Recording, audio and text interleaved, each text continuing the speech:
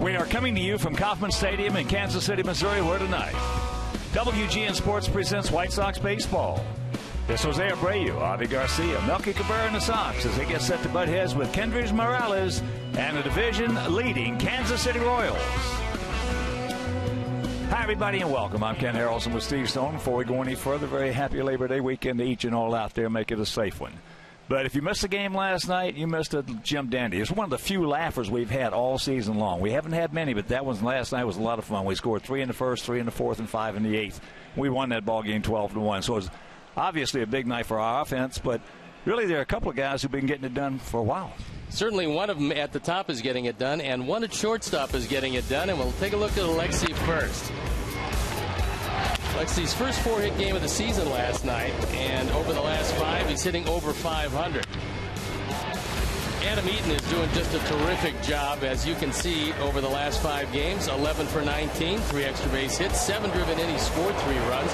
Hit a 3-run homer last night. That looks pretty good in this park. And so as the weather is heating up, so are our guys in the middle of the lineup. The offenses look pretty good. And hopefully tonight with Jose Quintana, they'll continue to do well. Well, Johnny Danks had a complete game last night and ran his career record to 10-2 against Kansas City. Now you turn that page over, Jose Quintana 0-6 against this ball club. Unfortunately, he gets a lot of no decisions against this team, and he's had 4 of them this year. You look at the last start against the Mariners, he wasn't up to what he usually does. In 21 of his last 23, he's had 19 quality starts. He's gone 6+ innings in those starts. Last time out, a rare off day for him, but he got another no decision. Hopefully, he'll do a pretty good job against these boys. He's never beaten them. Hopefully tonight, against Danny Duffy, it'll be just the opposite. And Duffy's really struggled with our ball club. Despite going 1-0 with an ERA of 3.74 in 4 starts, he's given up a lot of hits. And he's one of those guys that if he gets his curveball over early, he can be awfully tough. This Kansas City team has had a couple of injuries. We're not going to see Salvador Perez in the lineup tonight. That's always a good thing. And let's see if we can take the second game of the series. Well, we tied a season high with 17 hits last night. A lot of base hits and a lot of run scores. We beat them 12-1. So sit back, relax, and strap it down. White Sox baseball coming your way.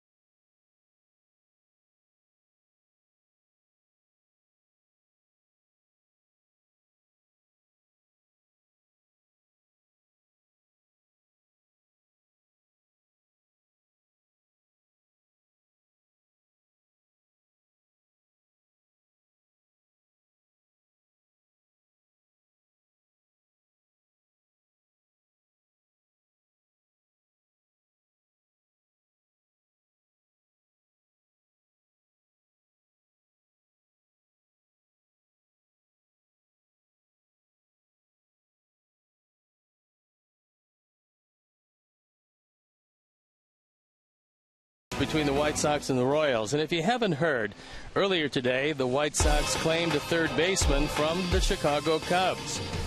His 2015 minor league totals of Mike Olt are pretty respectable. 273, 9 home runs, 25 runs batted into 62 games over his major league career. Hasn't had that much luck, but he plays a good third base and can hit the ball out of the ballpark. And as you can see, a supplemental first-round pick by the Texas Rangers in 2010. So before the ball game, the media was talking to Robin about Mike Olt. He's a third baseman, power bat, and I think we've been kind of searching for that. And we're going to see how it goes. But, I think we're, fairly intrigued about having him here and getting him going. So hopefully he can make it, by this weekend or the start of next week. Yeah, I mean, we played against him a little bit, last year, and you see him in spring. But, it just looks like, I think for them, it probably didn't fit anymore. And I think for us, there's a fit there, and it's something about getting him in here and seeing what can happen. We're going to see what's going to happen with Jose Quintana as he tries to beat Kansas City for the first time of his career. Stay with us. Hawk and I will have the call of tonight's game right after these messages.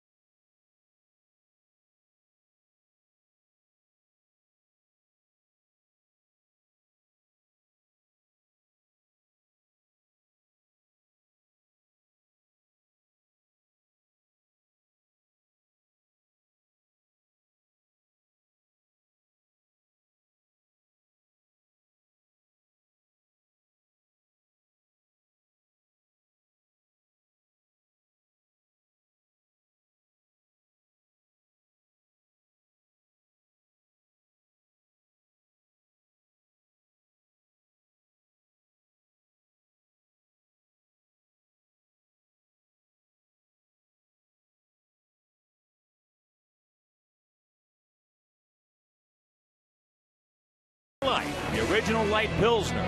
Cheers, it's Miller time. By Honda. Great deals are happening at the Honda Summer Clearance event. Now at your Honda dealer. Subway. Make a smart play for savory subs this season. Score more flavor at Subway restaurants. Subway, eat fresh.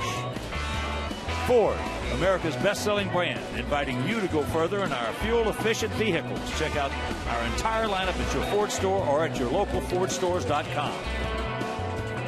And by your Chicago and Northwest Indiana Hyundai dealers who invite you to test drive our award-winning lineup today. Visit buyhyundai.com. Chicago White Sox baseball in high definition is brought to you by Xfinity, your home for the most live sports. It's a beautiful night, very warm, very humid in Kansas City, and let's take a look at how Robin's going to line up our Sox for the game tonight. Adam Eaton leading it off, playing center field. Then it's DH Melky Cabrera, Jose Abreu, Avi Garcia, Trace Thompson, Alexi Ramirez, Giovanni Soto. Tyler Saladino over the last 5 is doing pretty well, and Gordon Beckham rounding it out, playing second and batting 9th. The defense, and how they'll line up behind Danny Duffy, left to right. Gordon, Kane, and Orlando in the outfield with Cuthbert, Escobar, Infante, and Hosmer in the infield. Gutierrez behind the plate, and Danny Duffy on the hill. He's 1-0 against our Sox this year. 7-6 overall, his ERA .411. Doesn't strike out a whole lot of guys, doesn't walk too many guys, and by and large keeps the ball in the ballpark. So they've thrown the ball around the infield, and the Royals, who come in 13 games ahead of Minnesota for the AL Central, ready to play baseball, and I'm ready to turn it over to my play-by-play partner, Ken Harrelson. Hi, Steve. Thank you. And once again, good evening, everyone, and welcome to White Sox baseball right here over WGN Sports. And the first pitch of the ball game, taken for a strike. And before we show you our picks to click, you at home select yours. As Adam comes in hitting it .275, 11 homers and 41 knocked in. He was 4 for 5 last night. He got us started off right off the bat. There's a little 3-hopper.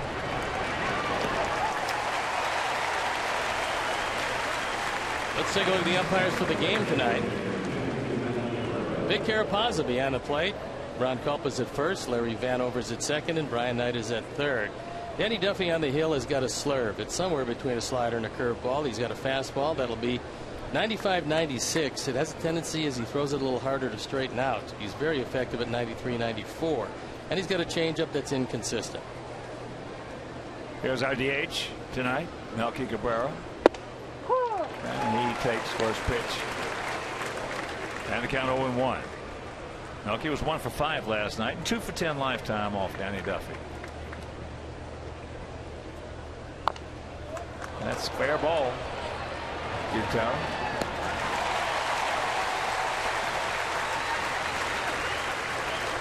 And let's check out our picks to click tonight. Jumanjo, our director and recruit. LA went with Melky. Steve's going with Giovanni Soto and Terry Hanley, Eric Aldrich, Mike Williams, Roger Clare, and I. We're going to go with Gordon Beckham.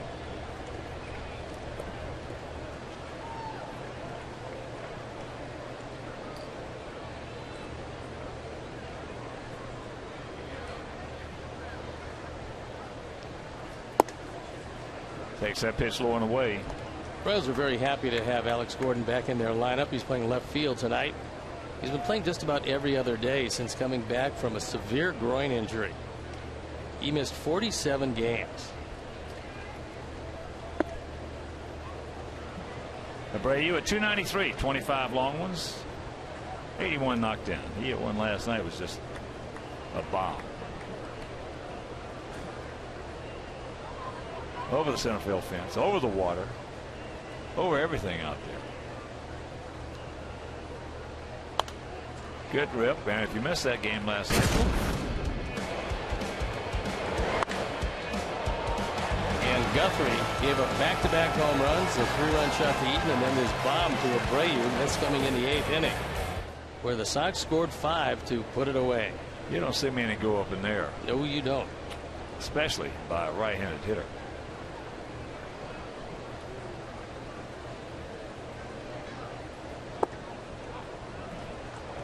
Duffy, 26 years old, out of Lompoc, California, 6'3", 205.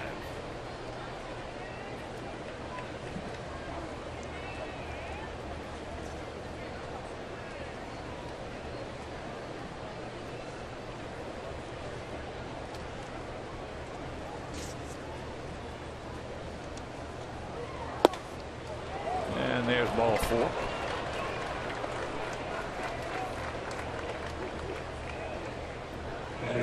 Going to bring up Javi. Javi at 263, 12 long ones, 54 knocked in. He was 1 for 5 with an RBI last night. Had a big hit. We had men on second, third.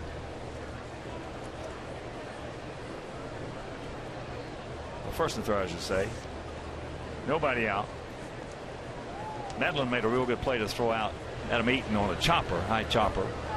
As there's a breaking ball. And then Avi came back with a base hit to knock in Abreu. And it sort of broke that non-performance with men on base aura.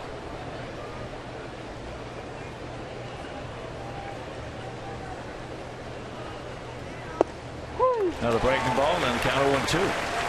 Another big crowd on hand last night. They had 36,953.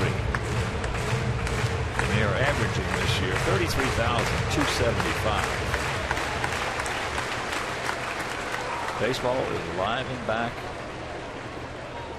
in Kansas City. That's in the center field, and that's a can of corn for Kane. And after half inning in play, so I got nothing in there, guys, coming to bat.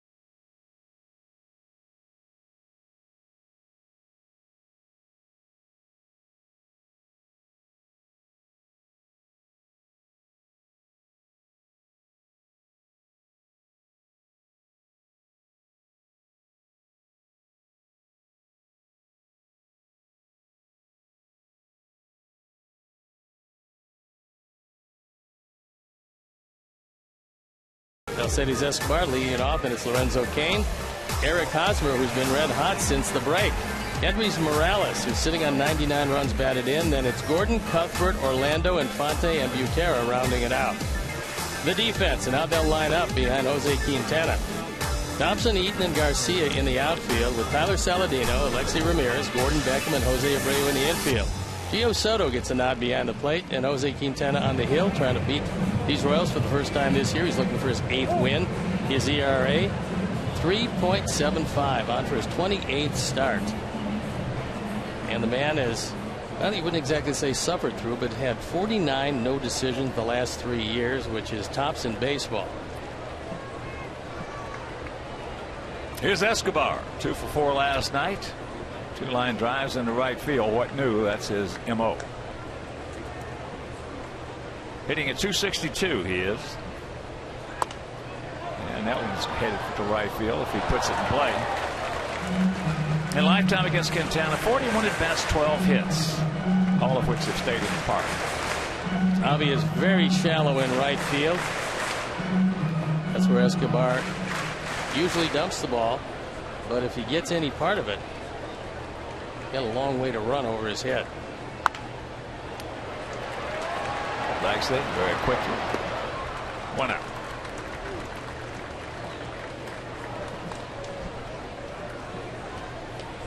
These two guys love to play against one another, these shortstops, Escobar and Ramirez. It seems like every time they do, we see some exciting defensive play at the shortstop position.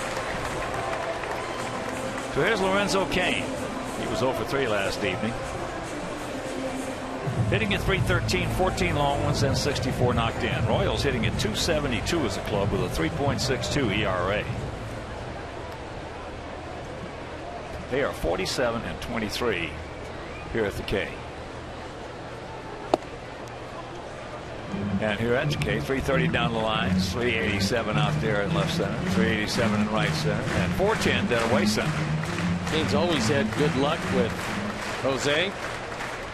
He's just a good, solid player in just about every category. Took him a while to get there, but he's arrived. Early in his career, he was getting hurt a lot. Not so anymore. 26 stolen bases in 30 attempts, so he's one of their premier base stealers, along with Dyson and Escobar.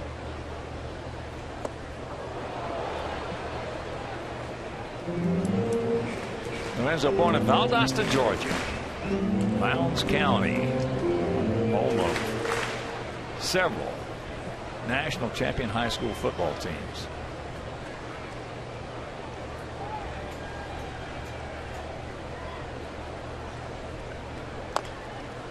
Now that one away to even the count at 2.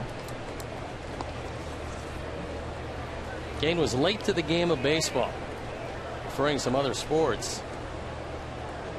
Then he figured out that this was a pretty good way to eventually make a living. And he's done a very good job of it. Full count. About 3 or 4 years ago, he had one of the best series defensively in center field that we've seen since Aaron Rowan did it. A long time ago in Yankee Stadium for you youngsters out there, Aaron Rowan was a terrific center fielder for us.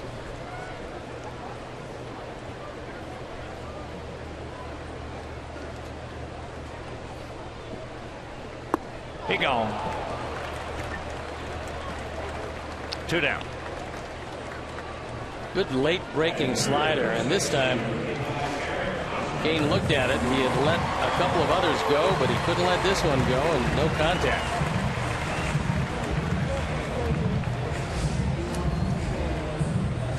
So here's Hosmer.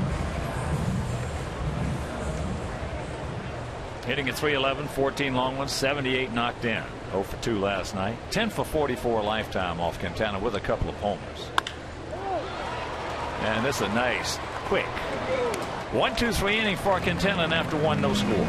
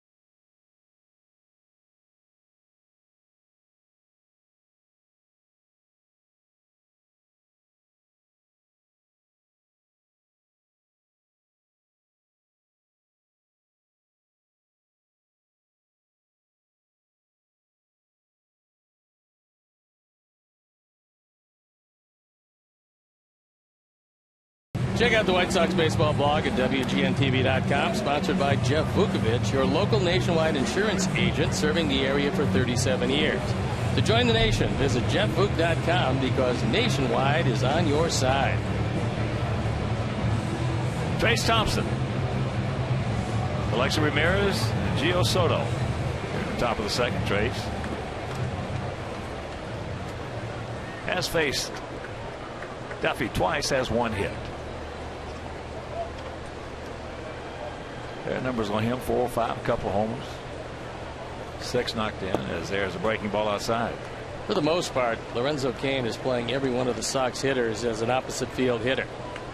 He's shading all of them into right center.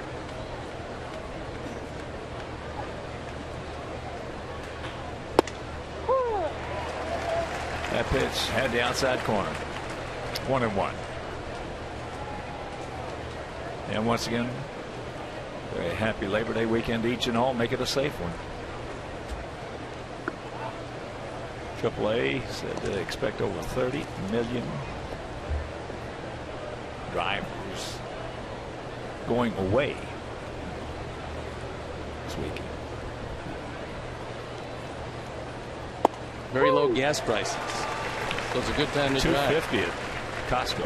Very, very low.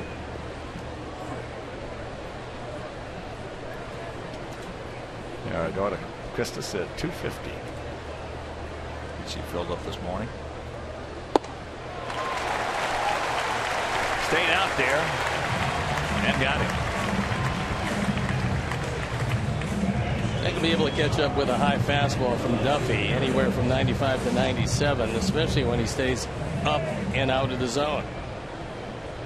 Well, if he spots that fastball, we've seen from past, if he spots that fastball, we got our work cut out for us. As here is Alexei, 4 for 5 last night, tying a career high 4 hits. Takes first pitch strike. Duffy twice has had Tommy John surgery. Had it in 2012, 2013. But he's come back, and velocity is very good. And that's over the head of Hosmer. And Duffy became a spectator. Hard for me to believe that all season long and most of your career, anytime balls hit to the right side, the drills are everybody yells at you to get over there. And they do it consistently. They do it all spring. They do it all season long when they work out. And sometimes the pitcher just stands on the mound as if he's playing another game other than the one that's going on in front of it. So here is Soto. Gio at 236, 8 homers and 20 knocked in.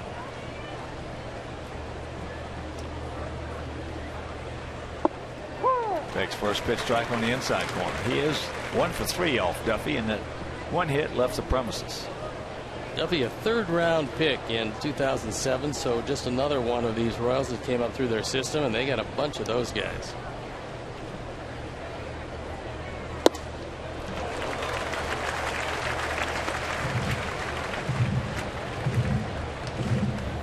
Last 10 starts, he's been awfully good. 5-2. 3.10 ERA. He's vying for that 4th starting spot, which would get him a spot to pitch in the playoffs. Uh-oh. Back him up. We'll go to the bottom of the second, scoreless.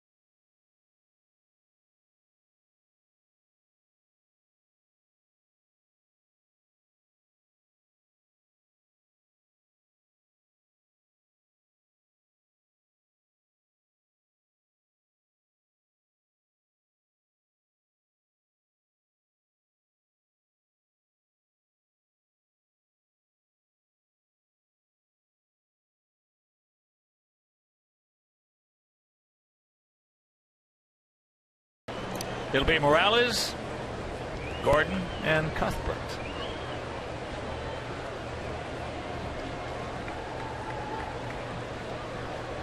Kendrys 0 for 4 last evening. He's their big RBI guy. 17 homers, 99 knocked in. He did have an RBI last night. He had the RBI coming late on that sacrifice fly. Johnny Danks, if you missed it, really pitched well. Scoreless for 8 innings. Couple leadoff singles in the ninth. Kane popped up to left. Another single by Butera.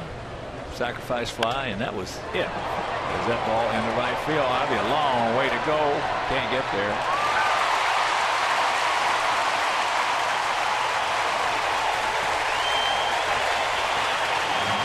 That's his 37th double. For a man who doesn't run that well, that's a lot of doubles. Being a switch hitter and hitting the ball as hard as he does, this is a pretty spacious ballpark for extra base hits. And Avi was playing toward right center field, so he had a very long run on a ball slicing away from him. He got over there as quickly as he possibly could, but unfortunately, had no chance. So here's Alex Gordon. He did not play last night. He's hitting at 281, 11 homers, and 41 knocked in. And he has a job to do.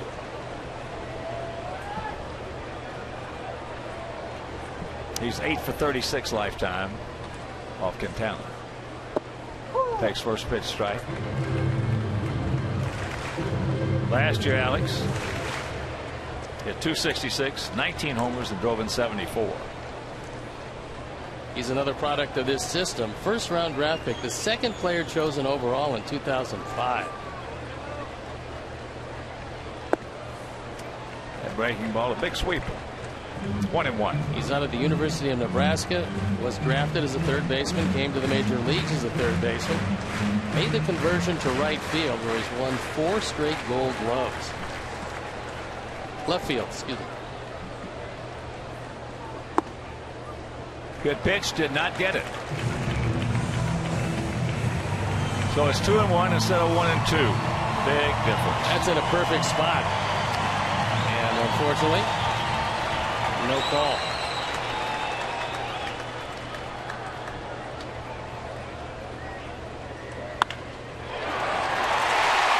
Well, they'll get the job done. Now they're going to hold Morales.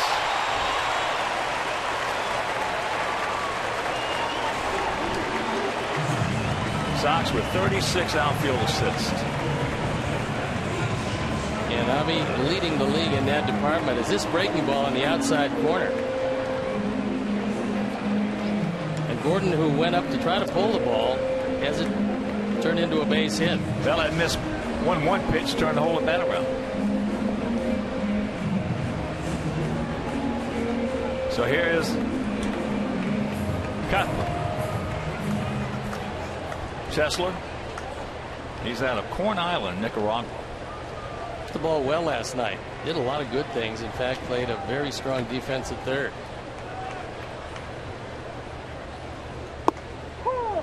First pitch strike.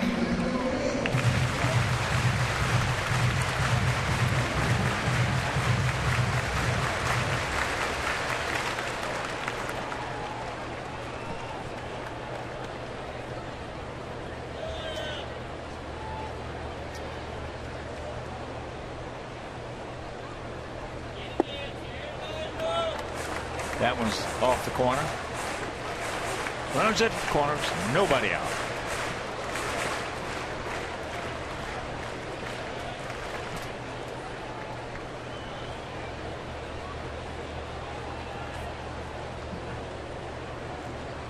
Cuthbert, just 22 years old.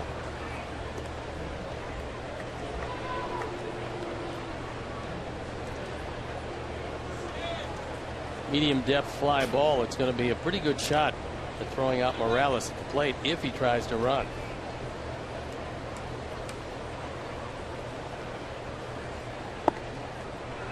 And that's off the outside corner.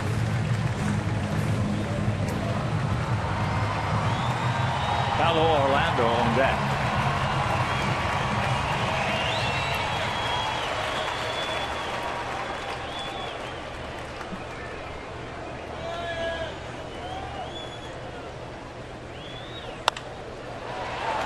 They're going to come to the plate. Yes. So Morales won him all the way back. Attaboy.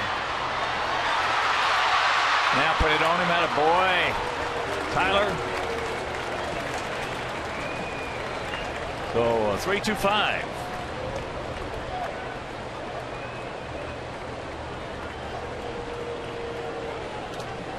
Good play by Abreu. Abreu going toward his right, thinking might be a little difficult to get to, so he'll cut down the lead runner. And Morales trying to stay hung up long enough, but he can't do it with the speed of Saladino. Well, he made the right move. He looked. Gordon back at second.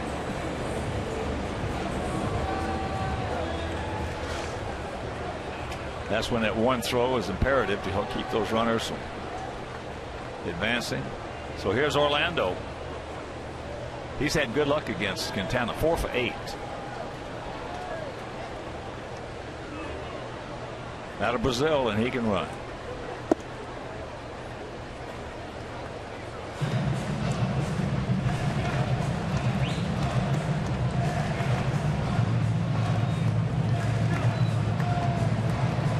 You can see with on-base percentage of 274 and a batting average of 250, he's probably not going to do a whole lot of walking.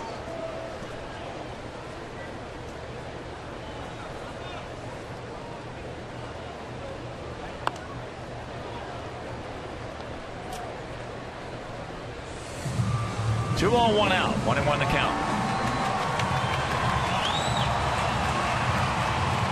Orlando has 5 walks and 204 at-bats.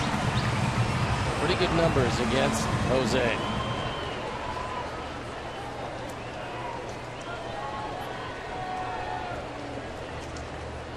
Outfield straight up, spread out about equidistant. Plays off that breaking ball. Tantalizingly close in the appeal to Ron Culpa. He says no.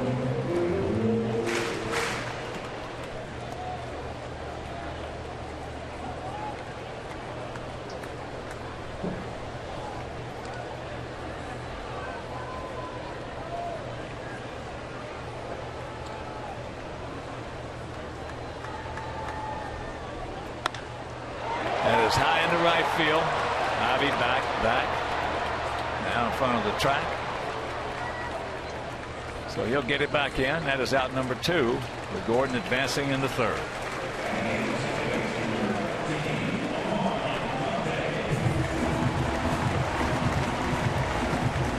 That'll bring up the veteran second baseman, Omar Infante. He did not play last night.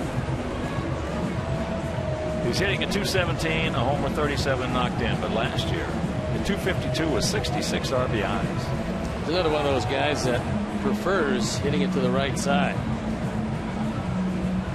and that's why Avi in right field is very shallow for him. And Adam Eaton in center field is playing him even more into right center than he was when he first came to bat. Pitch way inside. Well, you show me some opposite field hitters, and I'll show you a team that doesn't strike out a whole bunch. And pretty good situational hitters.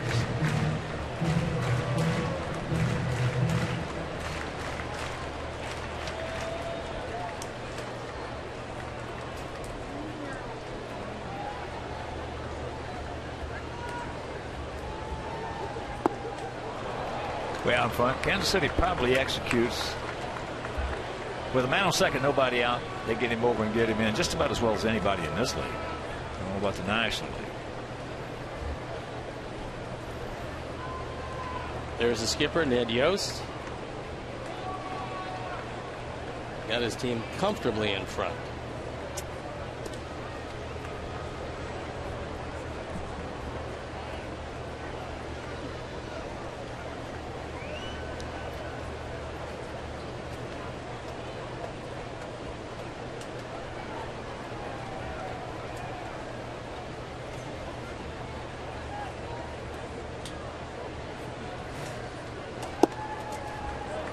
That's off the outside corner.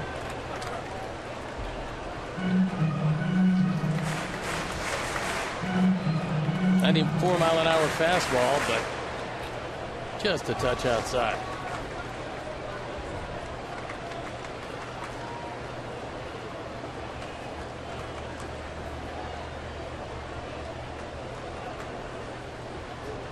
Long set.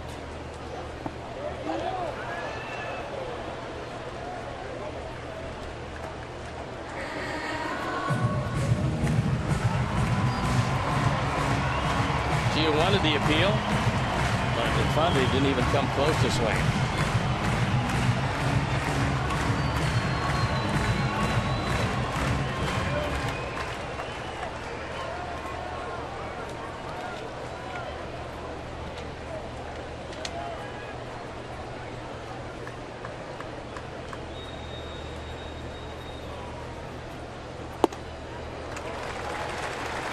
Jumped out way on top. Now it's 3-2.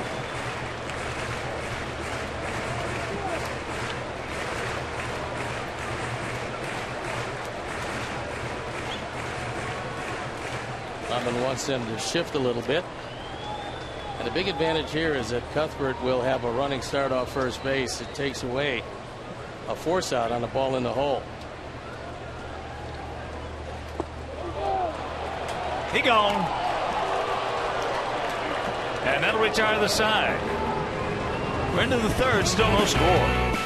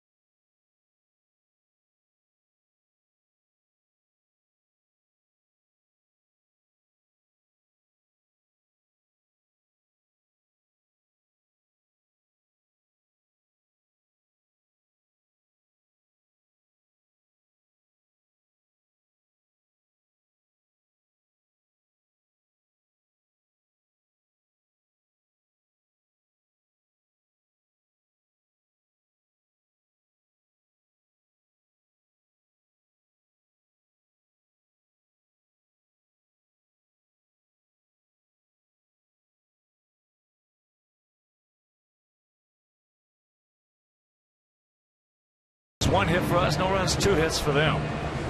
It'll be Saladino, Beckham, then back to the top of the order with Adam Eaton.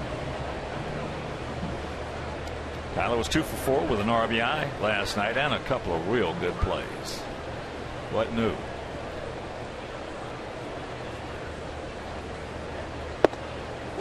Takes first pitch strike.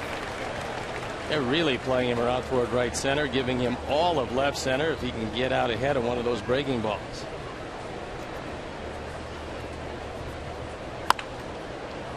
Pulls it, but on the ground.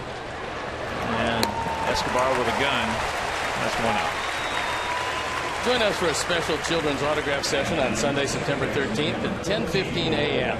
First 1,000 children's tickets purchased through this special ticket offer are invited to an exclusive pregame children's autograph session. Visit whitesox.com/autographs for tickets and more information. Here's Beckham.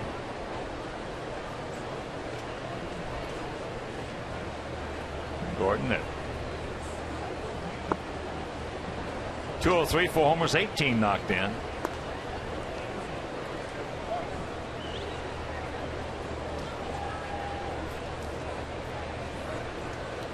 See his Georgia Bulldogs in some polls ranked as high as 6th. That's outside. And the count 2-0.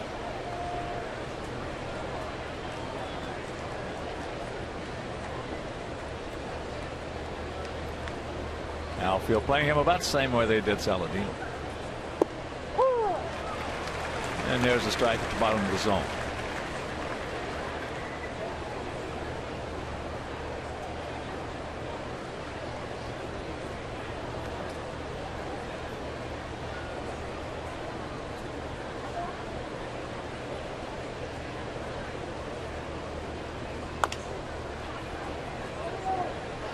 That's foul. Off Gordon's foot.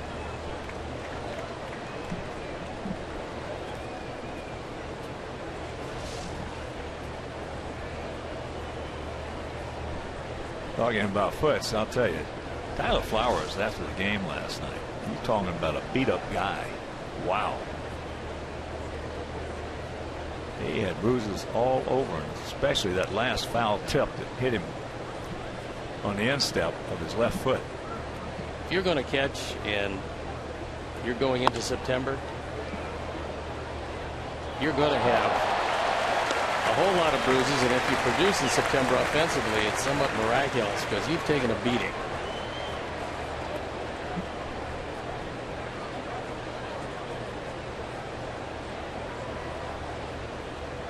Nice one-handed catch down there by a fan.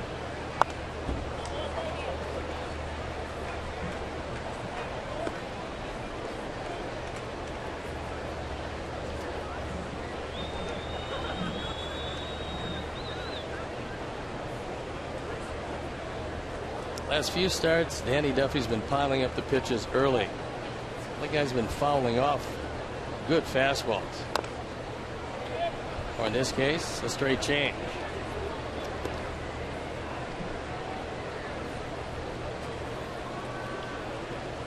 Left-handers with a good fastball are going to get, it seems like, I don't know what the numbers are, it just seems like to me, if you're watching this game all this time and playing it, left-handers with a good fastball are going to get more foul tips than right-handers with a good fastball.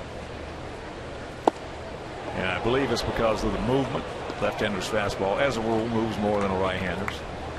That's something that's hard to figure out, but it certainly has been true over the years. The left-hander doesn't have to do a whole lot to get natural movement. The right-hander has to, more times than not, do something to make it move. Back through the middle into center field. So Terry Hanley, Eric Aldrich, Roger Clare, Mike Williams picked the click. That's all. Man, we can't forget about A.J. Rumsa. Burwood Tap in Lincoln Park last night. This guy went 4 for 5 with a 3-run homer. That was a real good at bat by Gordon Beckham as he battled and battled, fouled off some very good pitches till he got one that had a little too much of the plate. Not as far as he was concerned, but as far as Duffy was concerned, Gordon took it right back up the middle.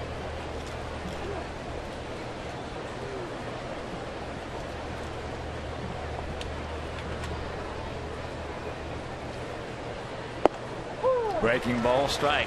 Caught the outside edge of the outside corner. So Adam hit a little 3-hopper to Infante lead off the ball game.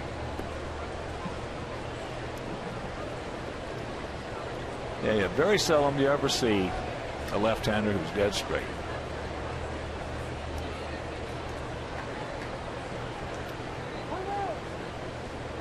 I played with one in Cleveland. He used to joke him that he was one of the unluckiest left-handers I ever saw, and that was Mike Paul.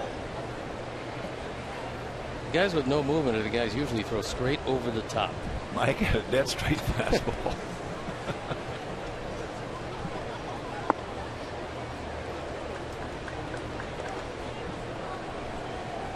Last 15 games, Adam has been red hot, hitting .379, 5 extra base hits. He's driven in 10, scored 10. And he's been the prototypical leadoff hitter. Plus, he's hitting the ball out of the park.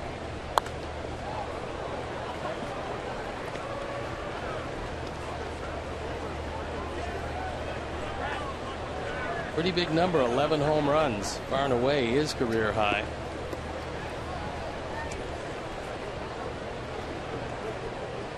Well, as far as he can hit it, he's going to hit some home runs.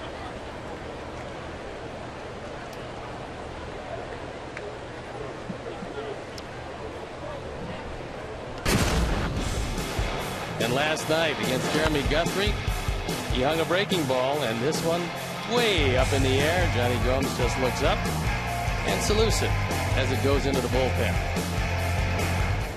Decent lead by Beckham.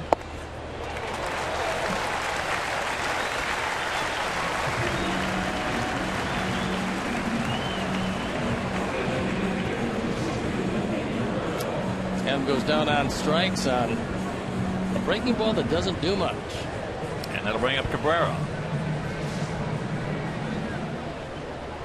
Second strikeout.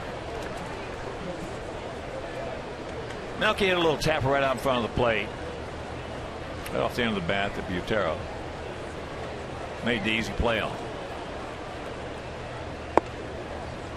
Taking all the way, looking at a pitch, and it was down low.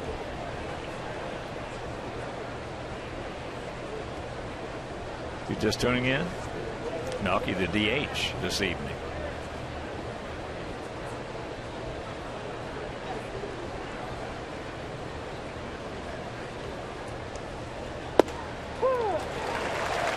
That fastball, that was a good one. 94. Salvador Perez getting the night off to this point. He doesn't do that too often. Kansas City has played 134 games, and Perez has played in 117 of them. Well, they can pick and choose right now with the big lead they've got, giving guys rest, as opposed to being in a tight race. And great situation to be in if you can play your way into it, and they'll get a chance to get that starting rotation exactly where they want it as they hit into the playoffs.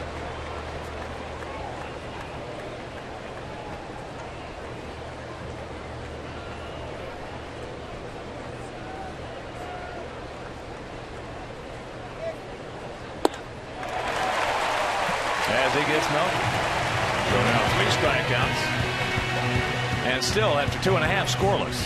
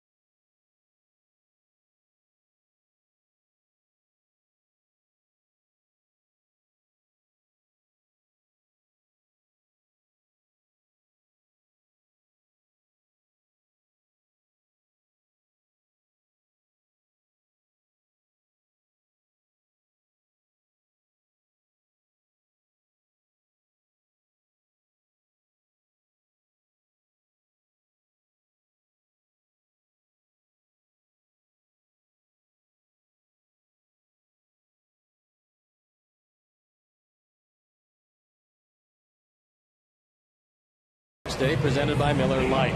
First 20,000 fans ages 21 and over will receive a White Sox Irish flat cap. Be sure to stay after the game for fireworks. Miller Lite, the official light pilsner and official beer of your Chicago White Sox. Purchase tickets today by visiting whitesox.com/SPD. Those are good-looking Irish flat caps. Butero, Drew Butero, son of Sal. Dad also was a catcher. Has become a real good scout. He's probably one of the better ones in the game. Good, 215, hitting a lot more than his dad. His dad was good with the leather.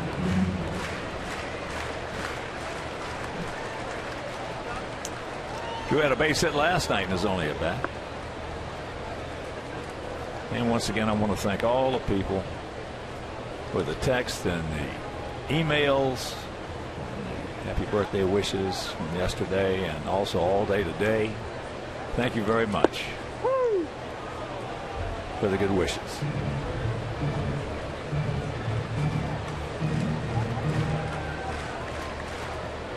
One and two the count.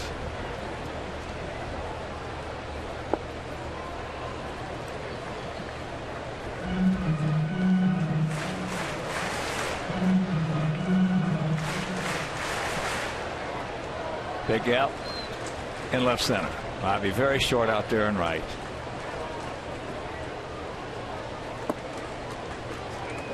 And a full count. That one just missed the zone, down and in. This is not the man you want to walk. See the Xfinity pitch tracks, and the 5 lights up out of the zone. He gone. Third strikeout for Jose.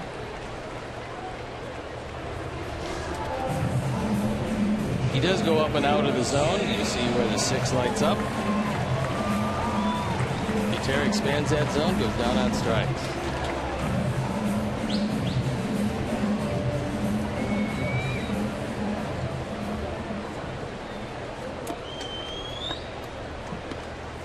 Alcides Escobar grounded out to his counterpart, Alexei.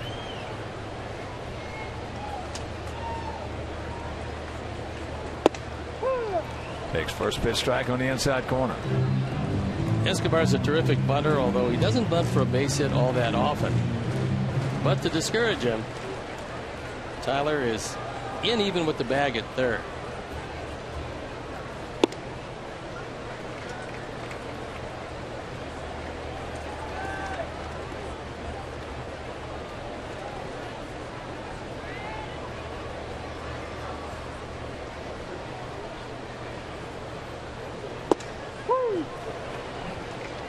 One and two, and talking about Tyler Flowers, if you missed that game last night, Tyler ripped a single into right field, line shot, his first at bat, then his fourth at bat, fouled off some tough pitches before hitting a 3-run homer.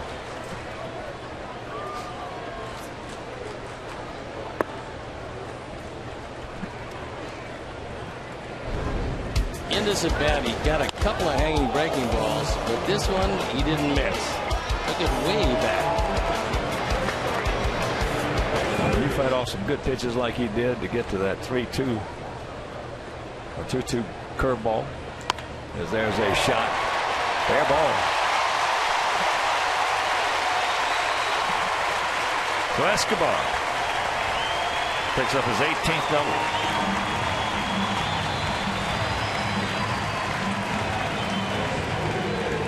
Even if you're an opposite field hitter, when the pitcher hangs a breaking ball to you, and you see where the 5 rolled in, you're able to take it right down the line in left field.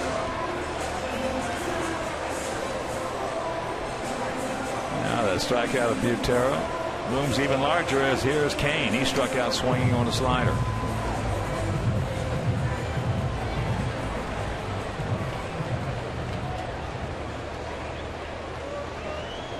But he has hit Quintana hard. 15 from now 41.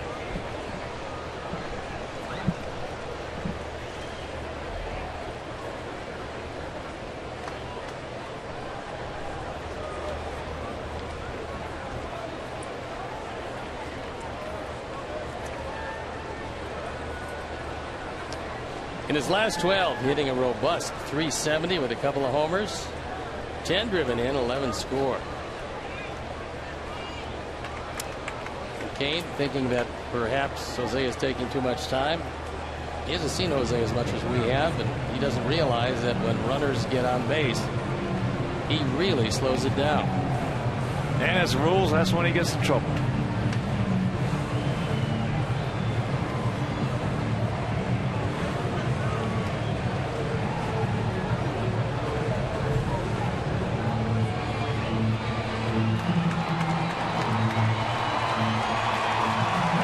Backs way up from where he was for Escobar.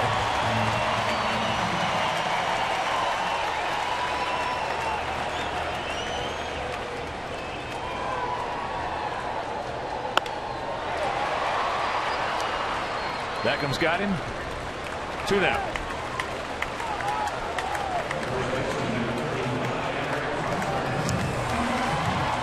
White Sox fans use the Force to make the jump to light speed and head out to the ballpark for Star Wars Day on Sunday, September 13th, presented by Kohl's. Come dressed in your best Star Wars attire and march in a pregame parade around the field. Also, the first 1,200 fans to purchase will receive an Adam 1 Kenobi bobblehead. For specially priced tickets, visit whitesox.com/Star Wars.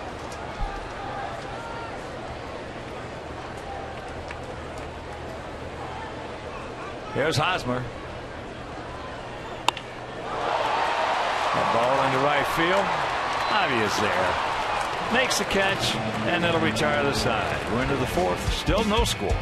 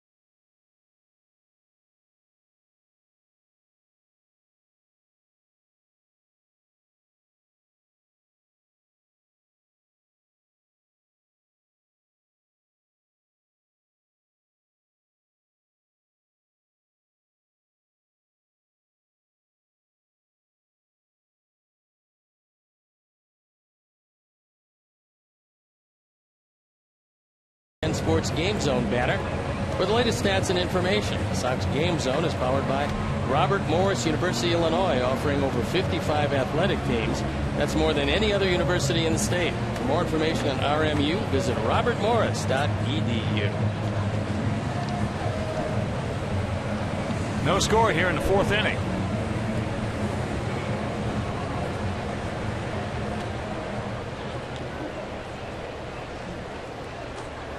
It'll be Abreu, Garcia, and Trace Thompson. Takes up high ball 1. It was great to see former old friend and former center fielder, and a good one, Ken Berry. Kenny, 1970, won Gold Glove for center field with our White Sox. Then he went to the Angels, 72, and won it over there. And he has become a writer. Wrote this novel. I talked to him before the game. It's called Twin Snipers. He said fans of Vince Flynn, Dave Baldacci, Brad Thor will love this book. I'm anxious to read it.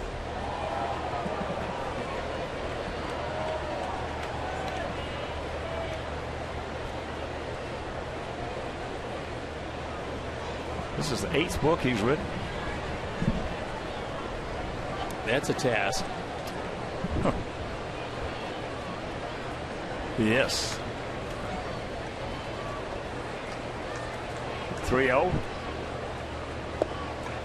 And there's ball 4. So the leadoff walk. That's the second base on balls. Issued by Duffy. Both coming to Abreu.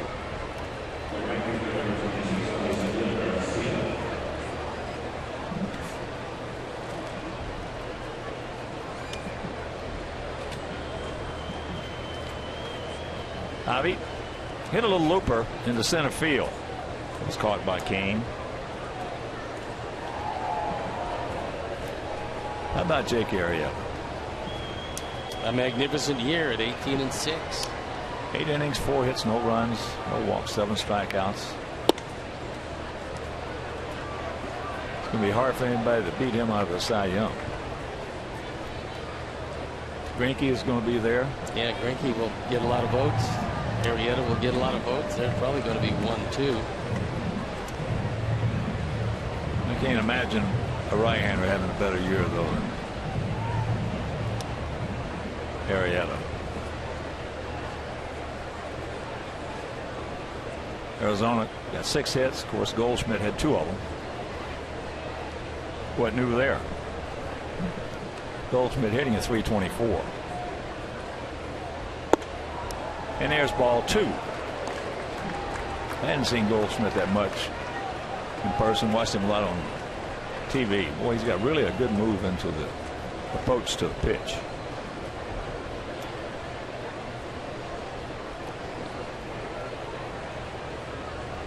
Gap out there in left center. Off the glove. And that's going to be a base hit. So here we go. 2 on, nobody out.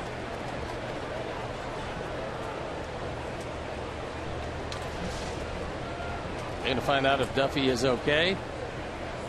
Turns his back to it. Pretty tough to field when you turn your back to the ball coming at you. But he got hit right in the butt, which is not necessarily a bad thing if you're going to get hit. Right in the buttocks. That's a good place to get hit.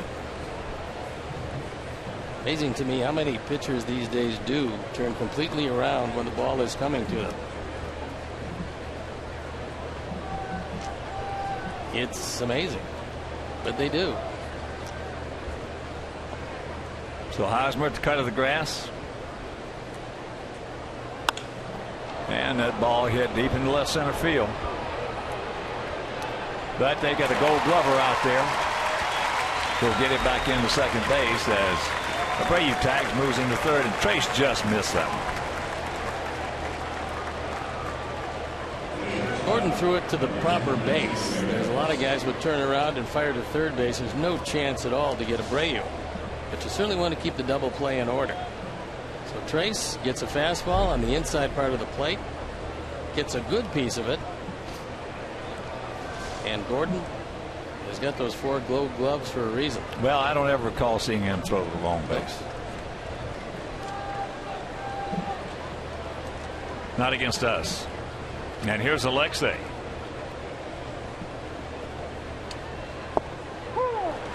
Takes the strike on the inside corner. With runners at first and third and 1 out. Sox have plated a run 61% of the time.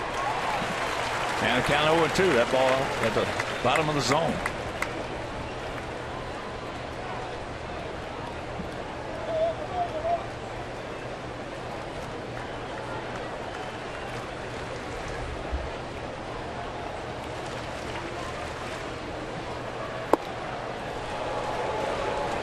Close, but it was low. Yeah, good call by Vic Carapazza as that ball was out of the zone.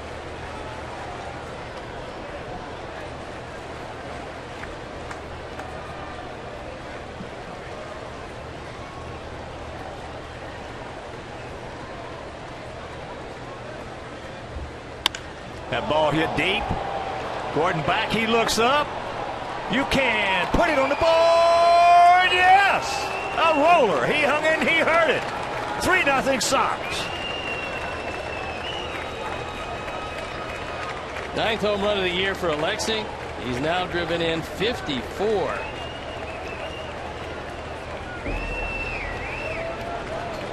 A Mazda replay. And Duffy's had some problems with that slider. It's not breaking very much, and on the Mazda replay you'll see one that comes spinning right down the middle. Duffy pretty much knows it's gone when it leaves the bat, as does Alex Gordon. Just like that, it's 3-0. First pitch strike to Soto. of course, with that home run by Ramirez. The Alex Nellia's family and Christine O'Reilly and White Sox Charities hook up once again in loving memory of Ursula.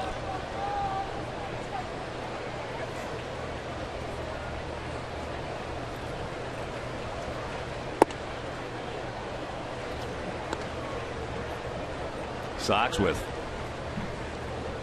3 homers last night.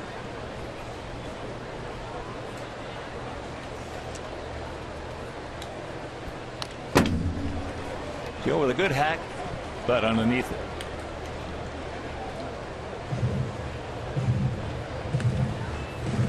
In the 8th inning last night, Eaton and Abreu went back to back. That's only the second time all year. Second time all year. Here it was September 4th. Before we'd go back to back for the second time. That's home run number 110 for our Sox, putting them 1 ahead of Kansas City.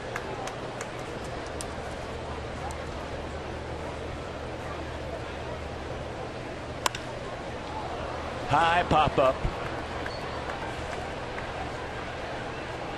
And Lorenzo will take charge. Sox fans, head to your local Famous Dave's and receive a scratch and win ticket for your chance to win a trip to New York to see the White Sox battle the Yankees. Also, you can throw out the first pitch at a White Sox game. There are great offers from Famous Dave's and discount White Sox tickets to boot. Head to your local Famous Dave's today for your chance to be a winner. Yes. Famous Dave's pulled pork.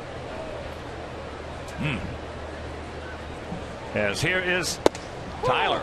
Takes first pitch strike. He grounded out to Escobar.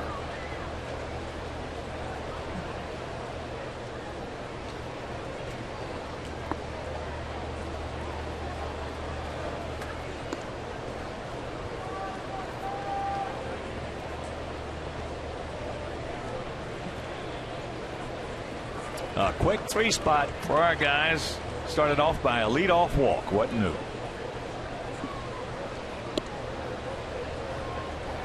If he continues to struggle his command with that combination slider and curve. Well, he's getting underneath. Getting no spin On side of him. That's when he's not doing very well with it. Man, that ball hit deep in the center field, but that man right there makes it look easy. And that'll retire the side. 3-run homer by Alexei Ramirez. It's 3-0 good guys.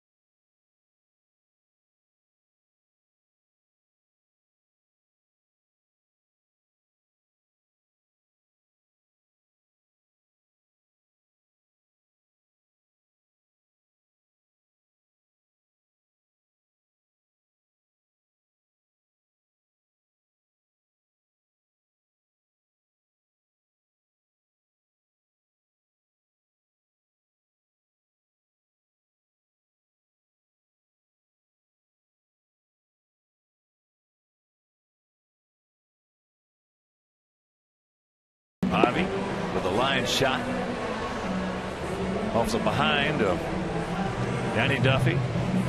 Trace Thompson just missed hitting on one out of here deep to left field. A Abreu tagged one to third, so runners at the corners, and Alexi got a hanger, and he hurt it. 3-run homer. So here's Kendrys Morales. He doubled down into the right field corner. That was his 37th two-bagger.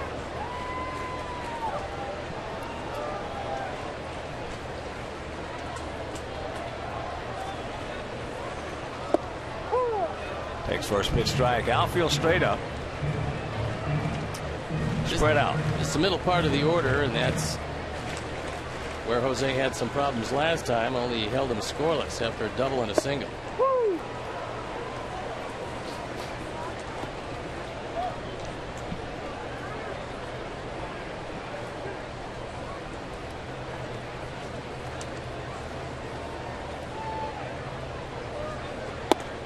Finale of this series and this road trip tomorrow. Eric Johnson against Johnny Cueto.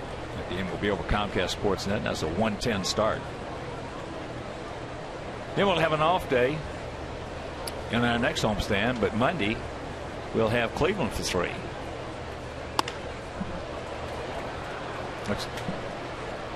Saladino high throw, but he gets him.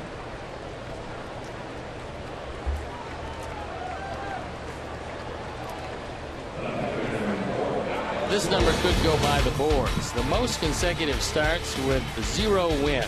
Herb Waymeyer, 19 starts against the Cardinals. Don Larson, 19 against the Indians. Ray Burris, a teammate of mine, 17 against the Giants.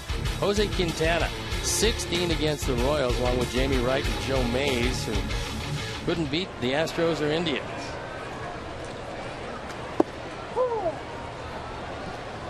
First pitch strike to Alex Gordon, who singled. Good time to break that streak here tonight.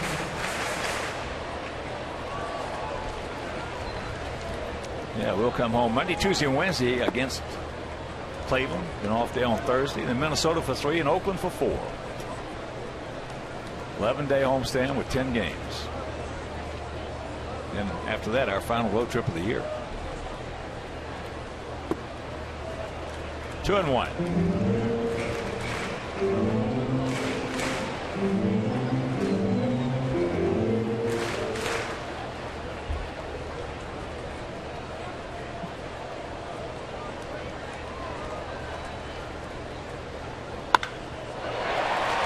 That's a fair ball down into the corner.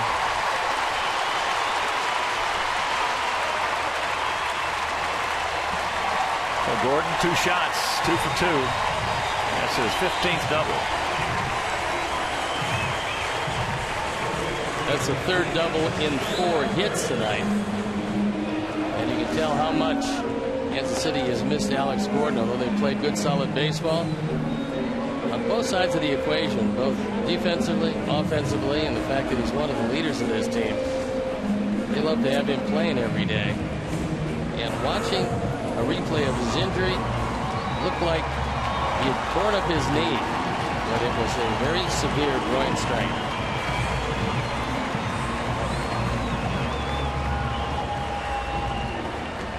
Chesler, Cuthbert.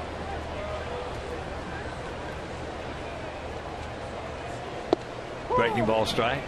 Cuthbert out of Corn Island, Nicaragua.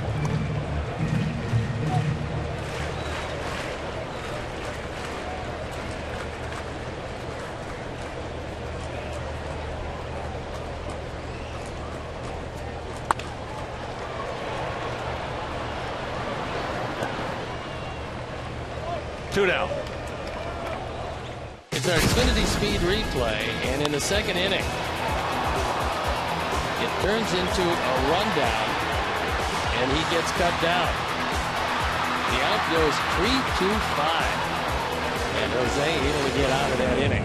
Speed replay is brought to you by Xfinity, your home for the most live sports. Well, one of the guys that's been, he hadn't played that often, but when he did, he really made a difference was Paulo Orlando in Gordon's absence. He's got big speed. He's also got limited action, 10 doubles, 6 triples, 6 homers, and 23 knocked in.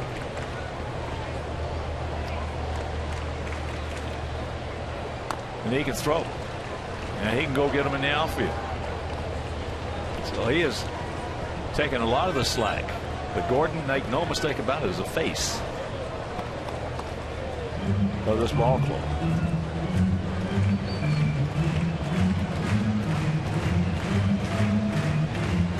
Gallo went out deep to right field his first trip.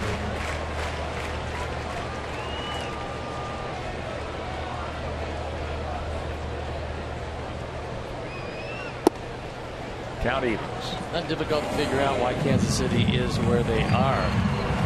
They lead the league in hitting. They're second in the league in pitching and sixth in the league in defense.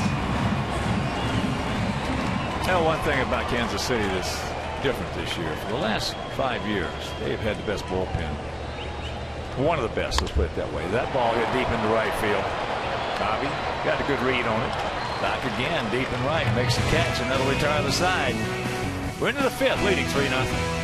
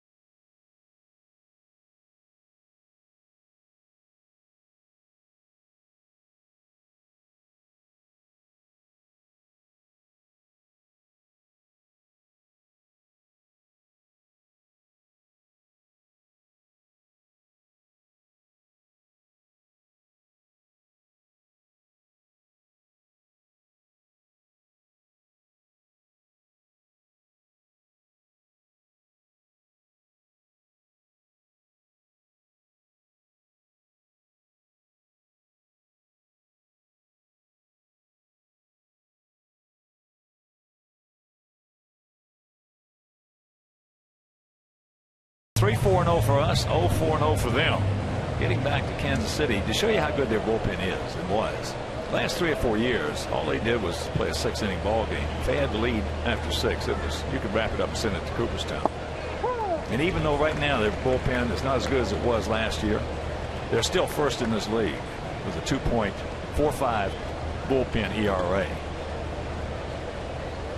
I think we're going to see a change coming though in the playoffs, and that change is going to be they're going to have a new closer.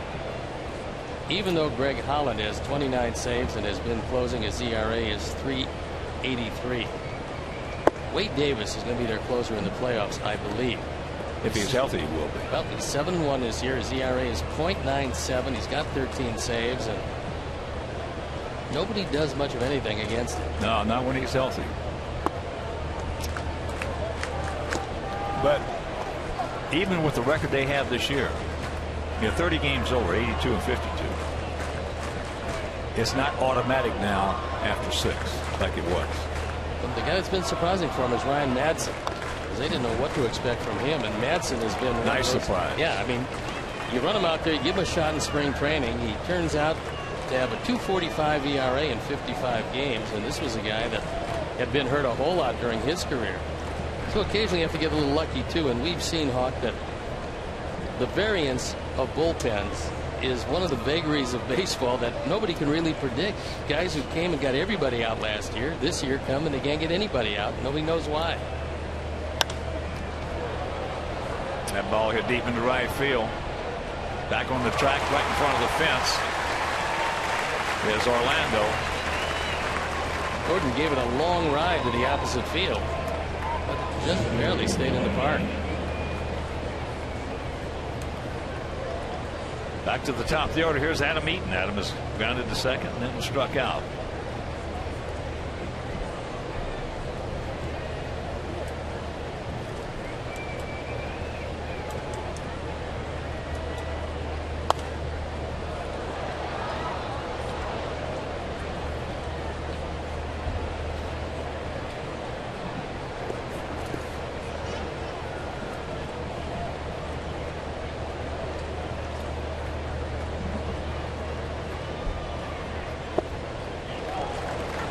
Two.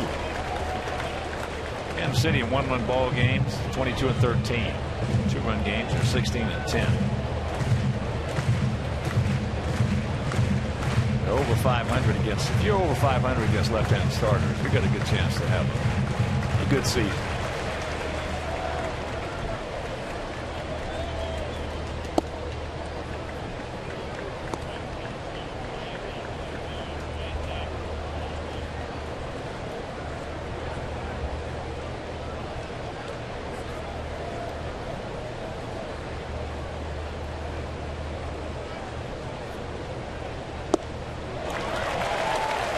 Two down.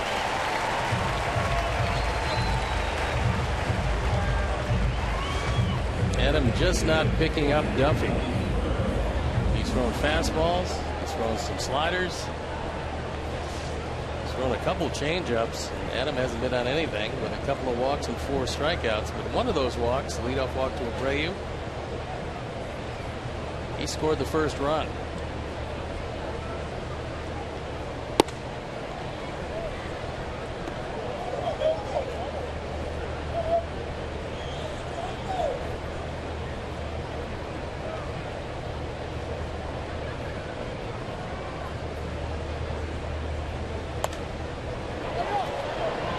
Fouled up and back and caught.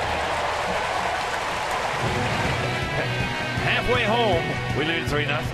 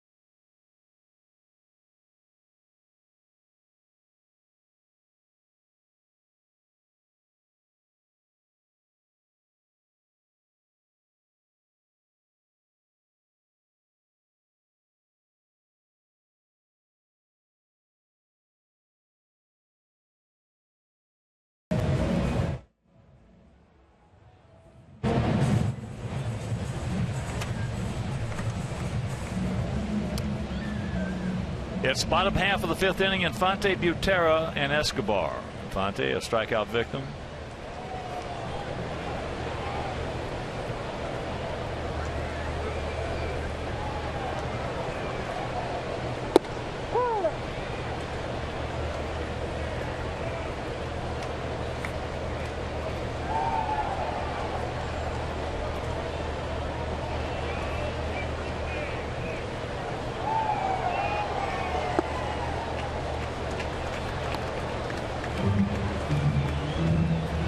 1 to count. Outfield.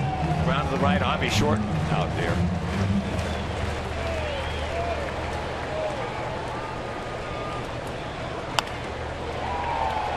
Back and on the move. Nice peg. Good play.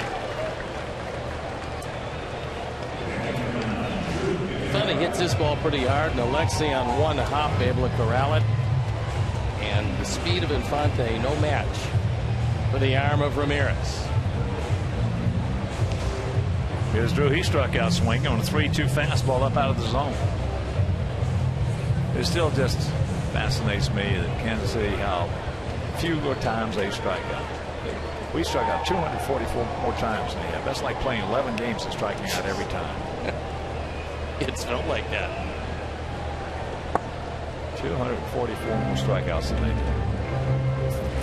Oakland is a club that's second fewest, and they're second by a wide margin.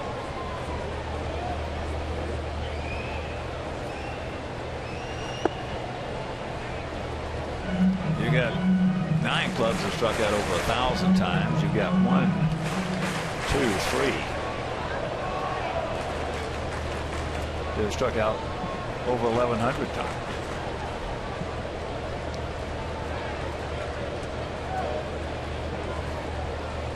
And the Cubs, as well as they've been playing, they have 476 coming into the day, more strikeouts than Kansas City. Ivy will take charge. He'll make that play. Round number 2. That's like 22 games.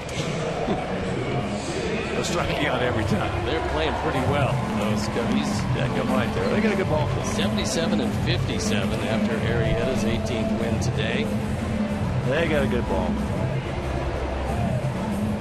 Dexter hit one today. Bauer. Let me see. That was his 16th.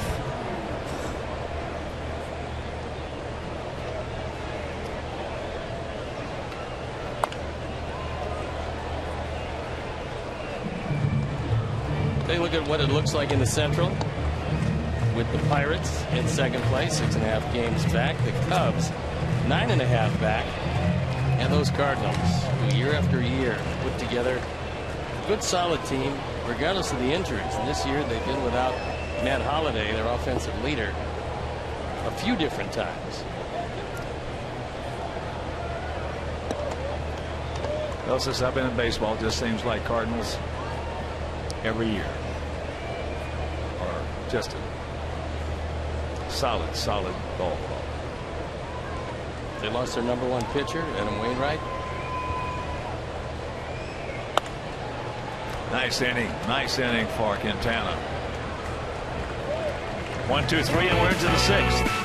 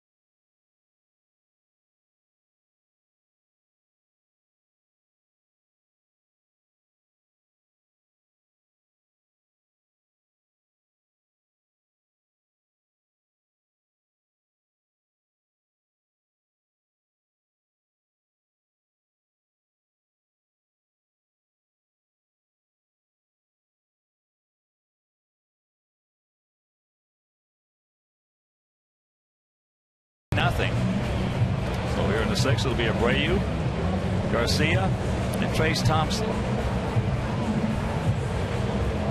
He hasn't been all that close to Abreu so far in 2 at-bats.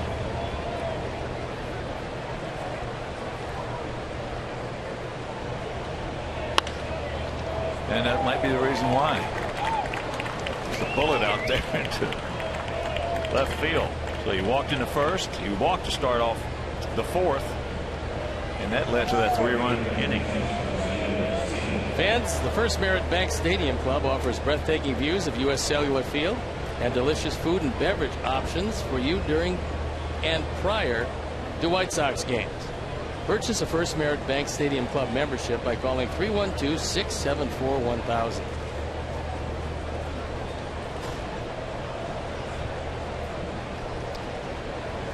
Now he's gone out to center and then hit a bullet off the buttocks of Danny Duffy for an infield single. But there has been some articles the last couple of days about Abreu taking more of a leadership role on this ball club. And you let him get settled in, and you can bet he will be the leader of this ball club. I don't doubt it for a minute. He said that's something that he wants to work on. And here's a double play. 2 down. Infante got that ball off, and he threw it so low that Jose had to slide about 20 feet from the bag. Escobar didn't give him a real good toss, but take a look at that throw.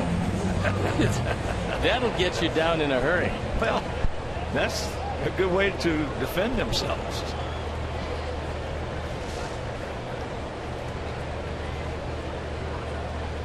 Here's Trace. Ball hit sharply by Avi. Meanwhile, right at him. Yeah, but Abreu has got a chance to be a terrific leader of this ball club for a long time. You could see that coming last year and even in his rookie year. The way he carried himself inside the clubhouse. Well, he understands how to do it, and he understands what to do each and every day.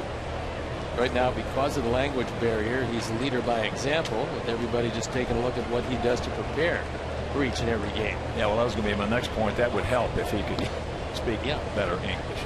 I'm sure he'll probably try that. As Trace hits that ball hard. He just missed one his last time up. And even with that leadoff single, a quick inning.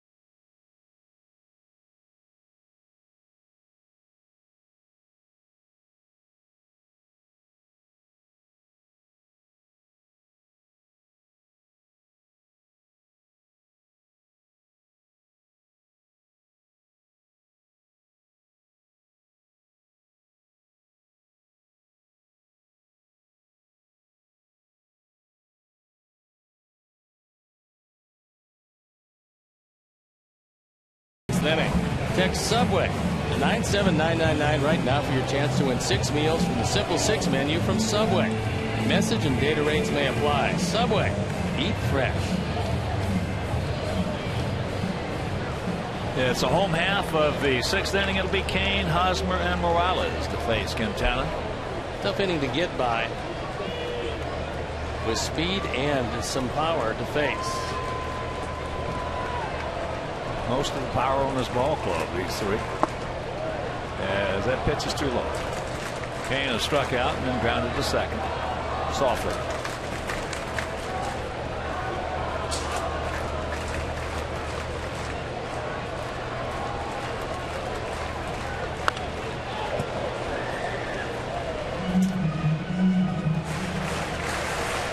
If you're just joining us, we scored 3 in the 4th.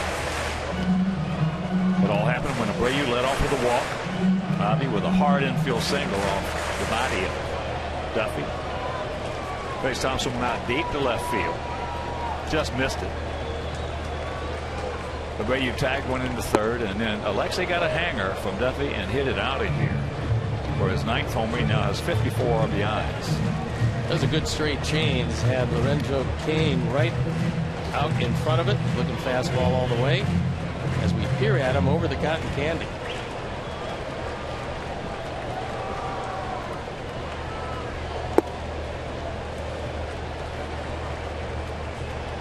Two and two the count. Getting back to leaders in the ball club. That's you very seldom see a pitcher. It has happened. Very seldom see a pitcher who's leader of the ball club. Mark Burley was one of the leaders on this ball club when he was here. Going way back when Jim Catfish Hunter was one of the leaders on that Oakland team that was so successful out there. 5 consecutive division titles and 3 consecutive world championships. And Don Drysdale was the leader of that Dodger ball club. Big rip by Kane. But it sure helps when you can get a position player.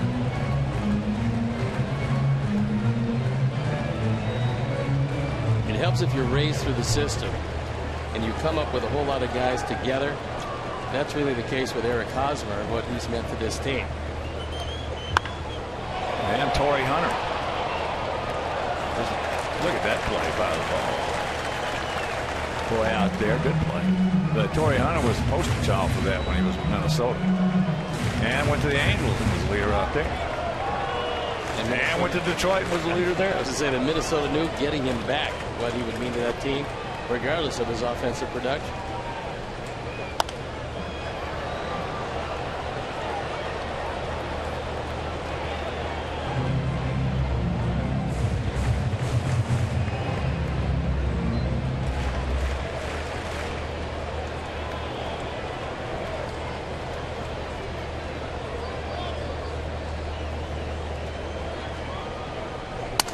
Ate him up. Get over there. Get over there.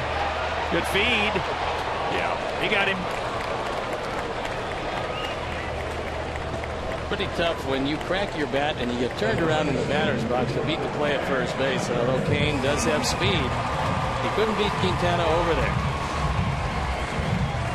Gets his ball inside. You see him get turned around in the batter's box. Your feet get tangled and gives the pitcher another couple of steps to get there, and he beats him by 1 step. In all the years I played this game and watched this game, I've never seen a runner, I don't care how fast they were, if the pitcher did it correctly, I've never seen a runner who could beat the guy to first base. The pitcher to first base. Never. Unfortunately, in that play, Jose was not a spectator. He got there quickly, knowing how important it was to cut down the lead runner. And you look at some very impressive numbers at 5 1/3 innings. No walks, just the 4 hits, and 0 in the run column. Hosmer is grounded to second and lined out to Avi, who got a good jump and made a catch look easy.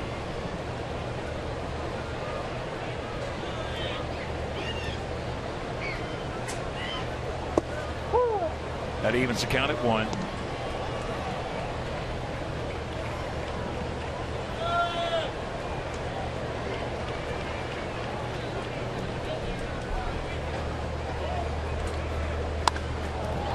That's high in left field. Trace. 2 down. Sox fans, show your team pride with White Sox checking and an official White Sox debit card. Only available at your local Wintrust Community Bank. Go to wintrust.com/White Sox to learn more. Wintrust Bank, member FDIC.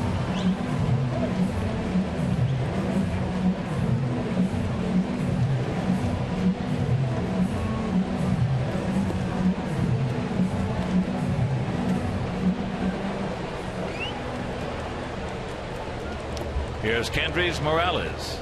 A double in the second and a grounder to third in the fourth.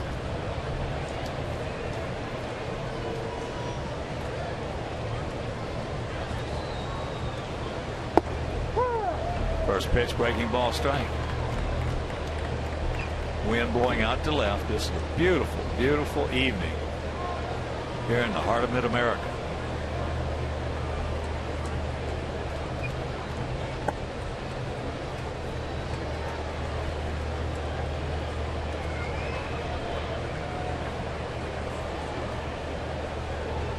Greg Johnson against Johnny Cueto tomorrow. 1:10 start. The game will be over Comcast Sportsnet. Eric, the International League Pitcher of the Year, led that league in strikeouts, ERA.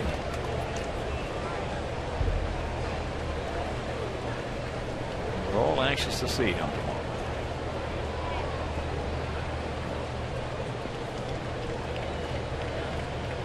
Art Haslolo. Ball hit hard. That was a 94-mile-an-hour fastball. Here's the throw. It was on the money. He was gone. Meanwhile, another double. That's 5 hits, 4 of them doubles, and the second double for Morales. He just reached out and tattooed this one. It was low and away from him. Took it right over the head of Beckham. He got to it pretty quickly. And the throw is off the mark. As Morales, 3 runs down, decides to gamble, and it pays off. Yeah, if you want to go hard with that count, better off up. Or if you go down, better off slow. As here is Gordon. A single, hard single, and a hard double.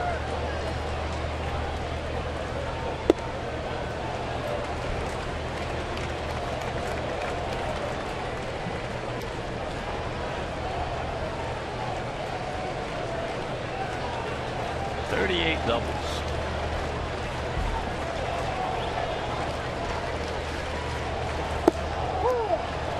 Breaking ball, strike. Years ago, Kansas City had an outfield with Melky Cabrera when he was out there. Well, all outfielders have 40 or more doubles. Jeff Francoeur was in right field in that outfield. Yep. You might not see that again for a while. No, I don't think you're going to see it for a while.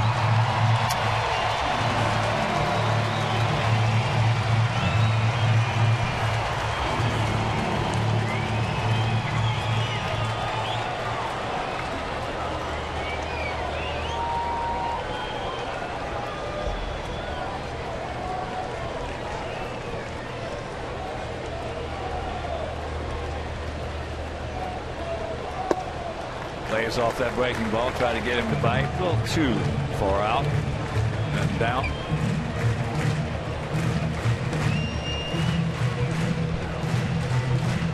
Throw it right underneath his hands.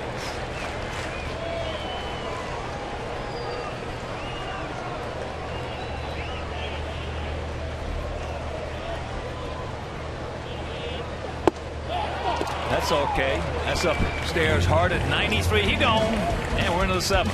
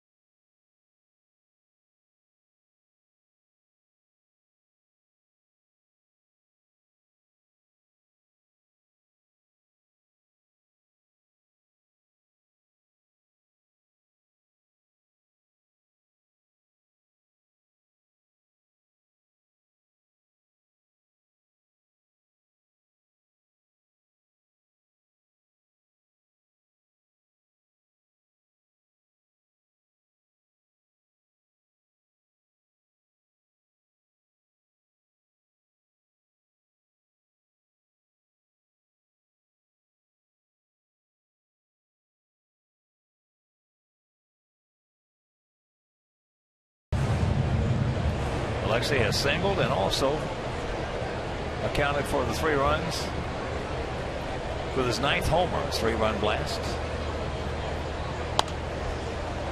Fouls that one back. Washington trying to hang in there. The Nationals, they lead Atlanta 7-0. Bryce Harper 2 for 3, a double, and also his 33rd homer.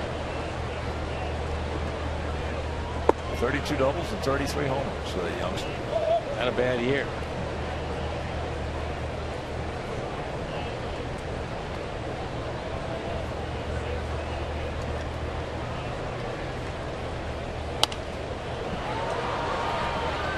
One and 2 the count.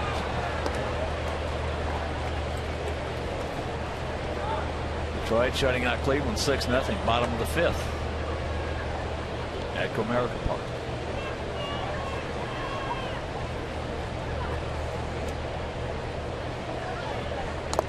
Just did get a piece of it.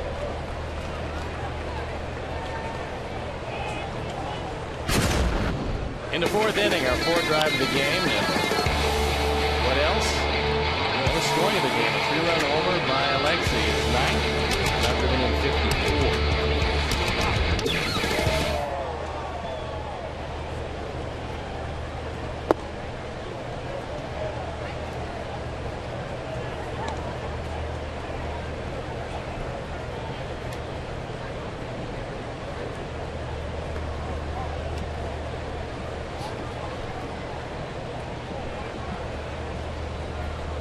2-2 pitch. Got him. He knew it. Ever dreamed of being a major league player? Well, this is your chance. The Los Angeles Dodgers and Chicago White Sox Fantasy Baseball Camp takes place January 18th through the 24th, 2016 at Camelback Ranch, Glendale, Arizona. To reserve your roster spot, email fantasycamp@camelbackranchbaseball.com or call 623-302-5078. Gio's 0 for 2.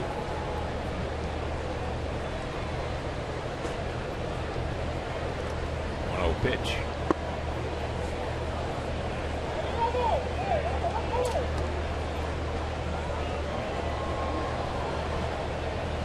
Now you'd think he'd get a fastball, as Utera is telling him to settle down, take a breath,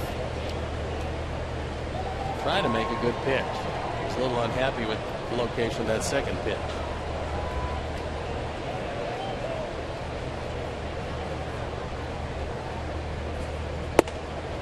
Bring it on.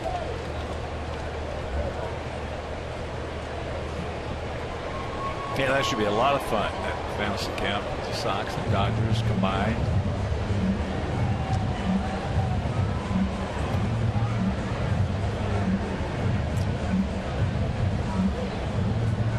It usually is. It gives you a chance to go down and feel like a Major League Baseball player for a week. Except you're probably going to be a little sorer than they usually are their first week of camp. Well, some of those guys like Jimmy Olsen and others take it a little too far. Well, that's not a bad thing, except if they really get hurt. There's the strike.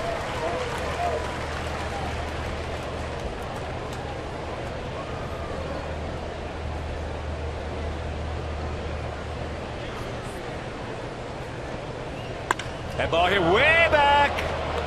He looks up. You can put it on the board. Yes. A ball by Gio. And it's 4-0. Count got him. He fell behind. He had to throw a couple of fastballs. That last one in the zone. And so Larry's picked to collect.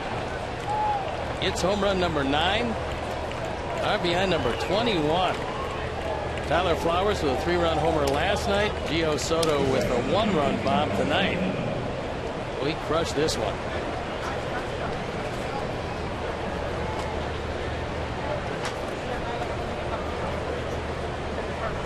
So here's Saladino. Takes first pitch strike. Brayu tells him to come on over here. Let me smack you. Gio apparently decided otherwise. Well, our two catchers between them, 18 homers and 58 RBIs. A lot of power. A lot of power.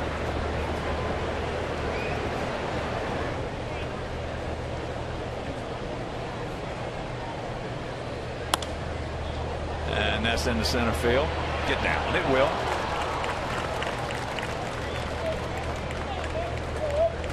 So Tyler now 1 for 3.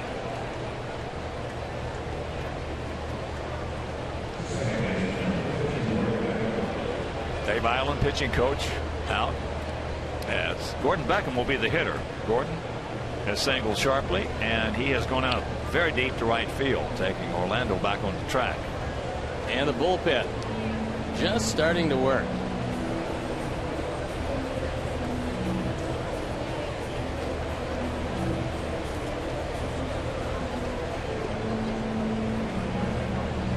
Franklin Morales, who has had another one of those very good years out of the bullpen. 2.13 ERA for Franklin in 56 appearances. There he goes. No chance. Tyler picks up his 6th stolen base. Going on first move, there was no chance at all for Butera, who does have a good throwing arm. But no catcher is going to get Tyler here. He just takes off before Duffy really gets into his delivery and steals it easily.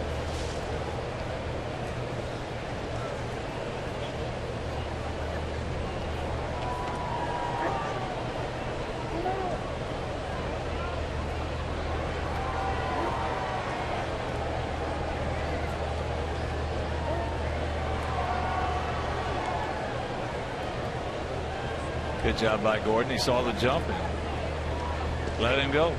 Woo! Now he's in an 0-2 hole.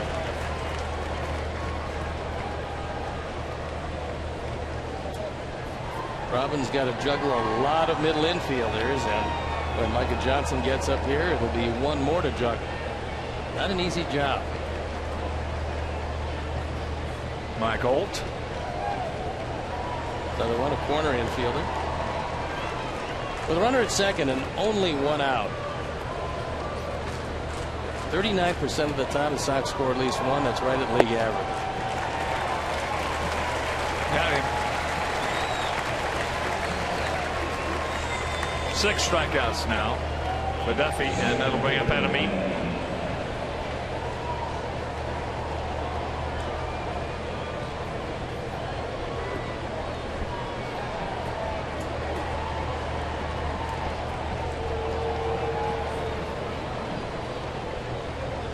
Adam is 0 for 3. Grounder to second, leading off the ball game with a couple of strikeouts. Just on the outside edge of the corner. This team was designed to look a little like this. Last night they scored 12, 7 via the home run. Tonight they've scored 4, all 4 via the home run. Did not check it up. He did go. And the count 0-2.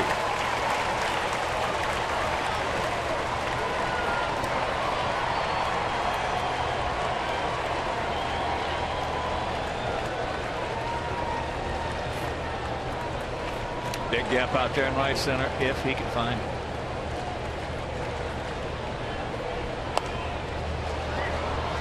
Fastball at a 95 from Duffy.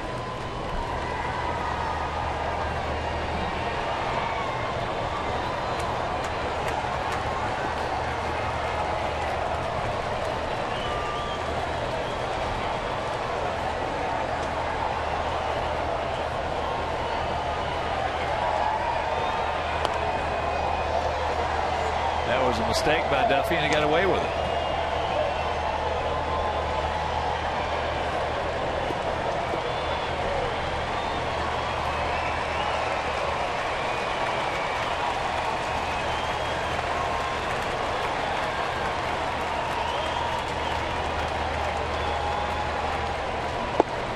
Got him, but the home run, the long home run by Soto. 7th inning stretch, we lead it 4-0.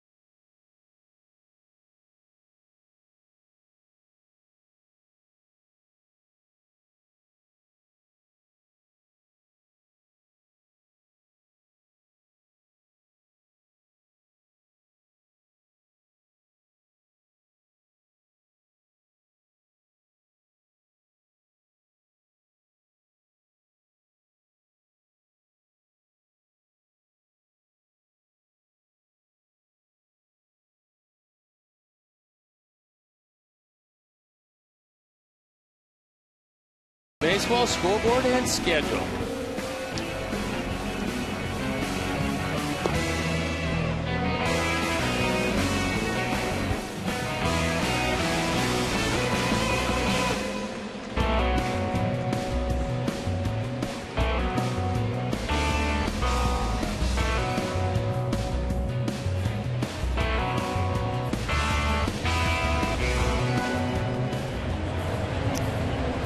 Chesler, Cuthbert. Third baseman will lead it off here in their half of the 7th inning. 4-7-0 for us, 0-5-0 for them. Takes a breaking ball strike.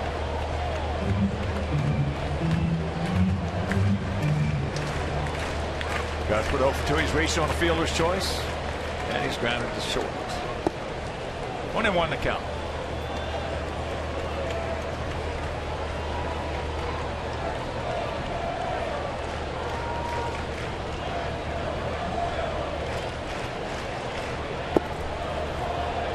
Good straight change.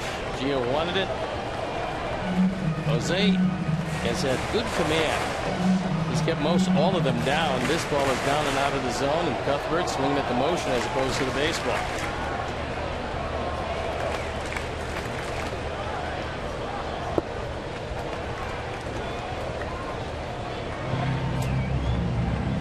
Two and two.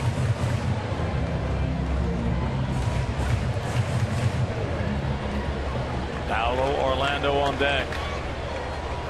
90 pitches for Jose, who's been absolutely brilliant tonight.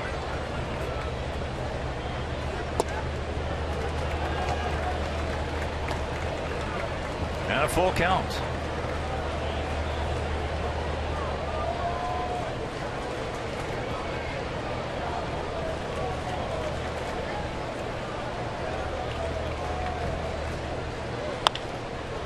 Next, that one foul.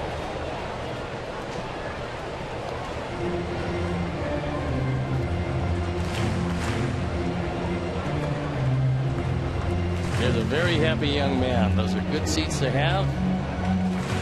Right next to the ball boy.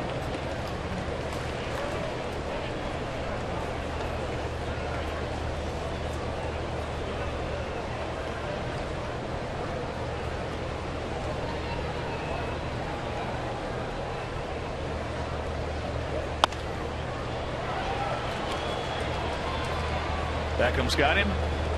1 out. Get Sox Social. Stay connected to your White Sox and favorite players all season long by visiting whitesox.com/connect today.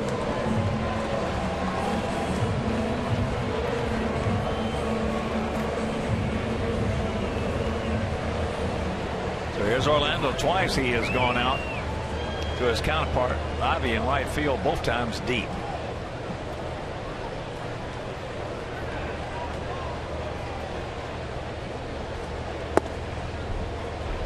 Takes ball 1.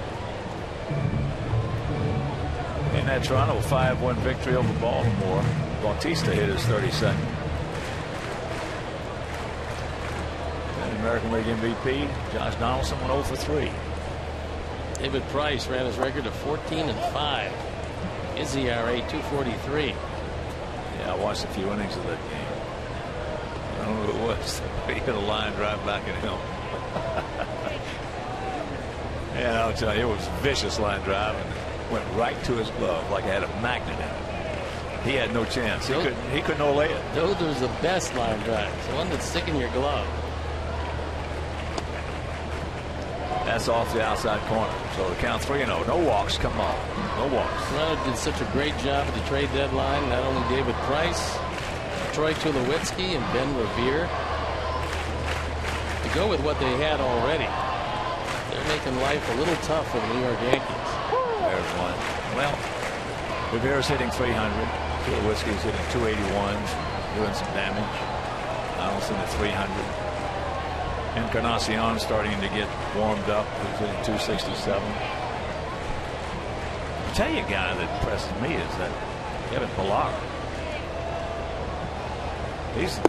There's a swing and a miss, so a full count.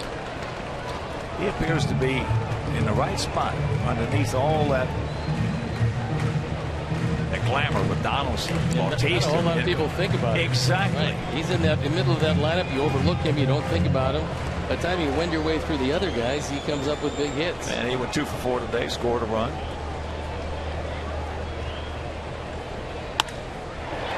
Off the glove of Saladino. Trace quickly gets to it. So that'll be a base hit. Tyler will tell you he should have had.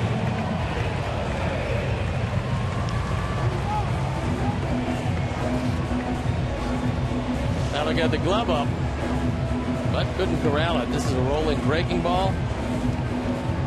And it hit off the glove and into left field.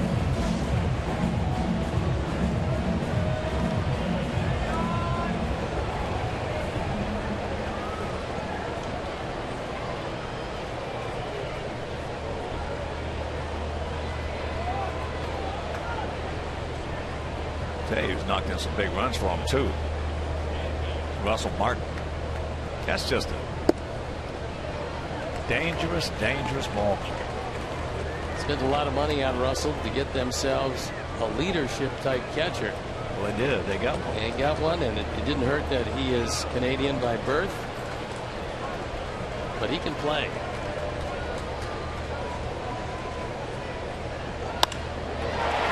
And there is a tweener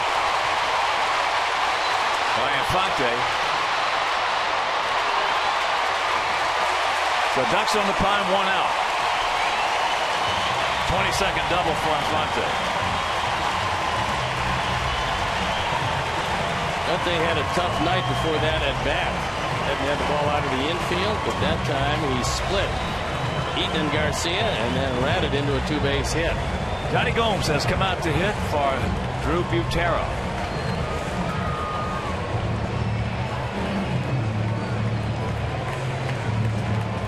You're 4 runs down. Like Churchill decides that he doesn't want to gamble. And he holds him right there at third base. So now Don Cooper is coming out. No activity in our pen.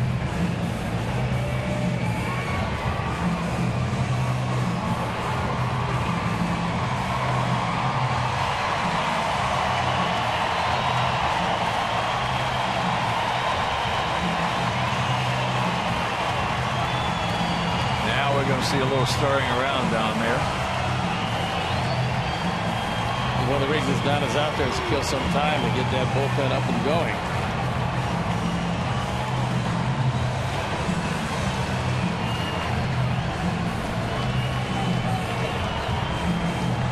Johnny Gomes started last night's game, didn't have a hit. Swung the bat pretty well.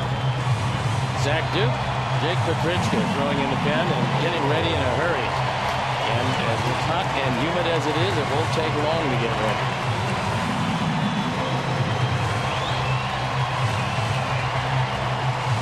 We're 7-0 for us. 7-0 for them.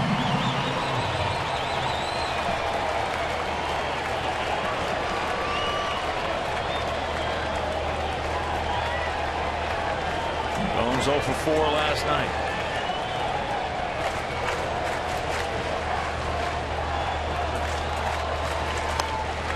He got a cookie right there for him. Hit 80 and fouled it back.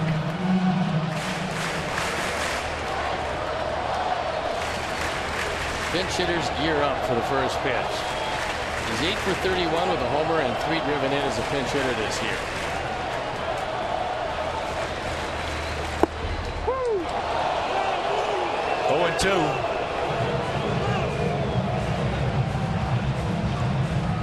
Not had any luck against Jose during the course of his career, and Yo Soto is going out there to try to get him to make that trend continue.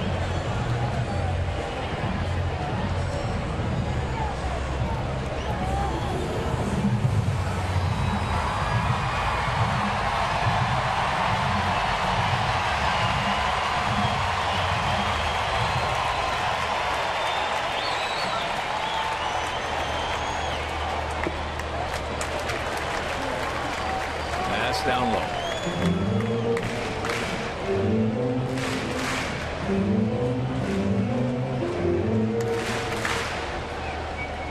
Ducks on the pond, 1 out. Infield back, conceding the run. Orlando with very good speed at third. Yes, he did. He gone. Dig out. 2 down. Gomes could not check his swing as he reaches out for a curveball. Goes well too far. Gio able to block it. And now he's an out away from getting out of the inning.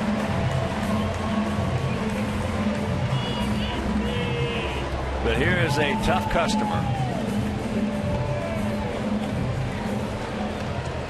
Escobar is grounded to short, doubled hard down into the left field corner. And he's grounded to second. Bobby. Short out there, right? And that's up the middle. Can he get it? Yes! Beautiful play by Beckham, and that'll retire the side. Defense, defense.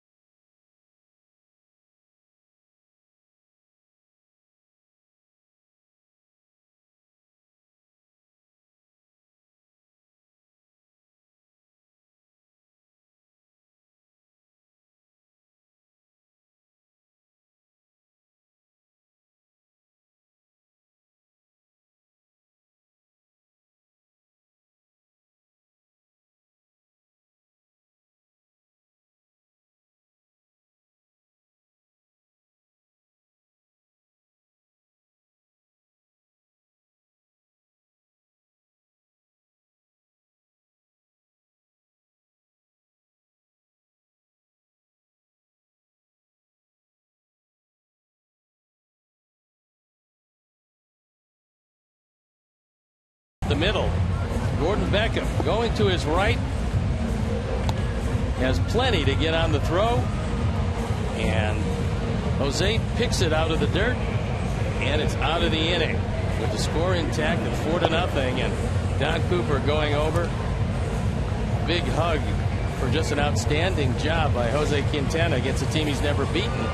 And Franklin Morales comes in. He's 3-1. His ERA 2.13, on for the 57th time. Opponents hitting just 198. So a new battery is Francisco Pena, who was in last night defensively, in once again. I love defense. Makes pitchers very happy. Well, offense puts fannies in seats. Defense wins ball.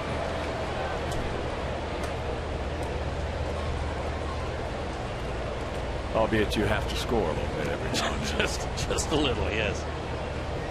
Here's Cabrera. He's 0 for 3. Takes first pitch strike.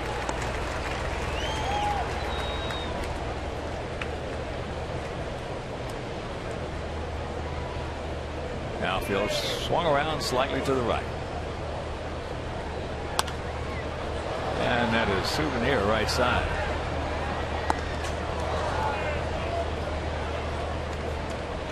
Just joining us, we scored 3 in the 4th. A 3-run homer by Alexei, and then one last inning, a bomb out of here. Off the bat of Gio Soto.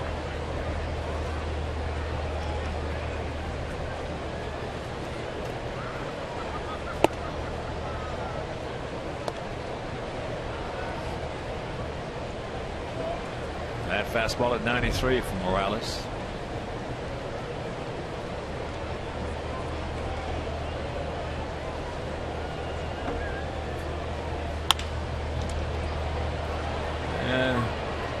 Orlando.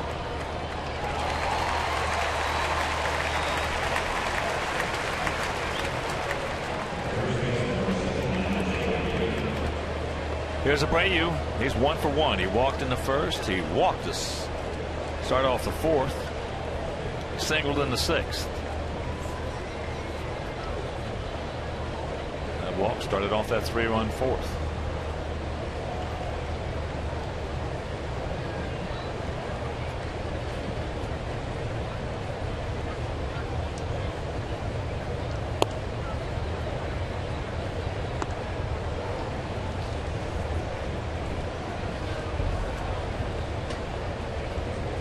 Now 3 for 6 with a homer.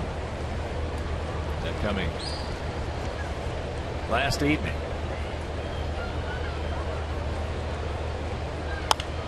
And if you missed that game last night, watch this home run. This is a bomb.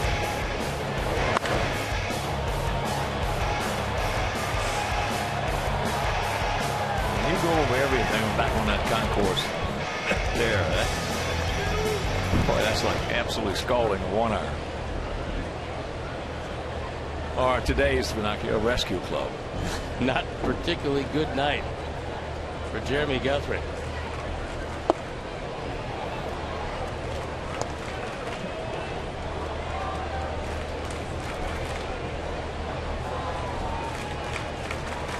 Two on one to count.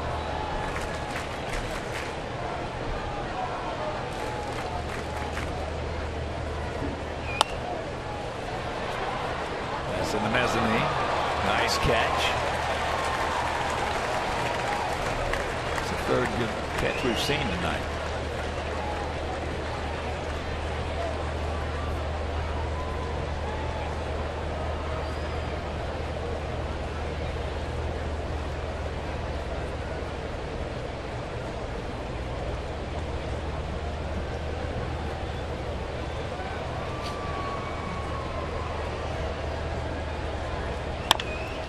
Softly hit right side.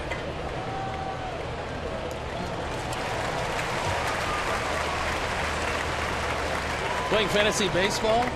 MLB.tv serves up real-time highlights and pitch tracking info on your out-of-market fantasy players live or on demand on over 400 devices. Blackout and other restrictions apply. Get MLB.tv today.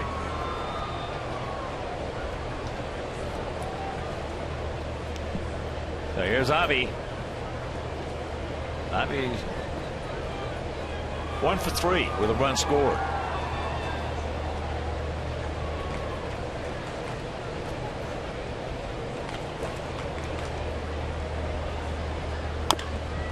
Breaking ball, chops it foul.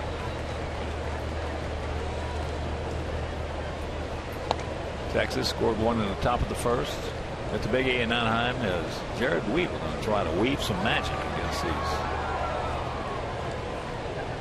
Texas Rangers.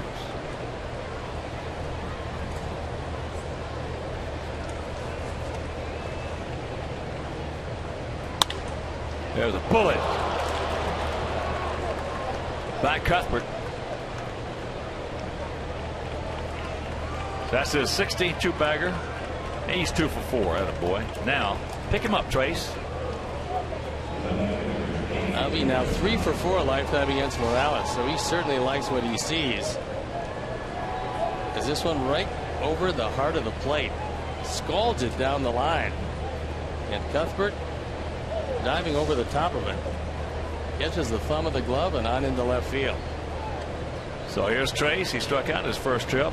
Then in the fourth, he just missed one deep into left center field. High towering drive. Then he hit the ball hard to third base in the sixth. Takes that fastball right on the outside corner at 95.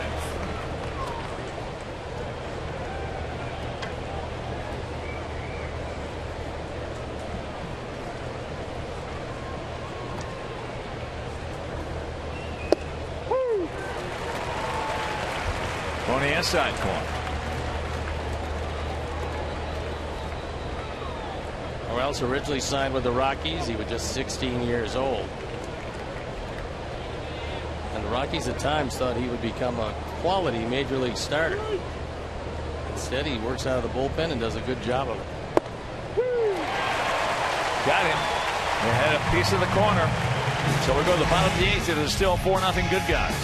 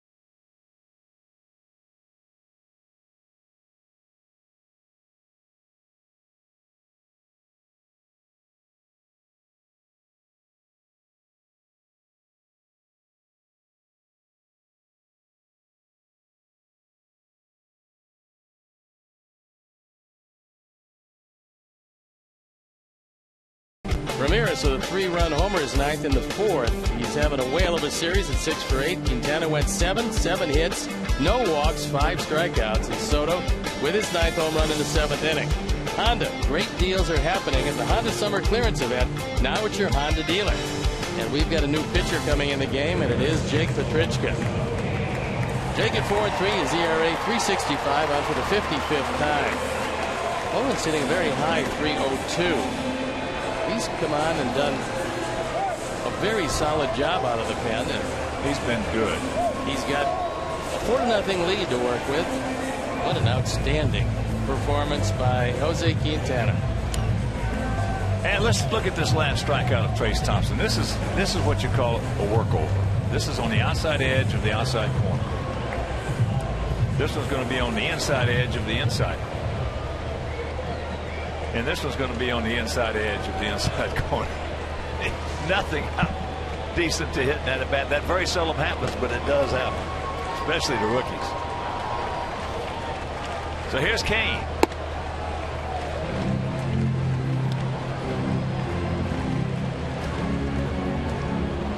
That's when you just tip your cap and say, I'll see you later.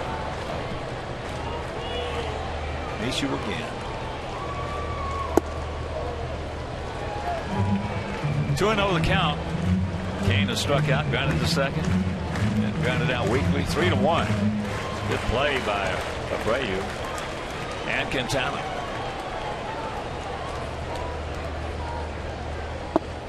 There's a strike right at the bottom of the zone.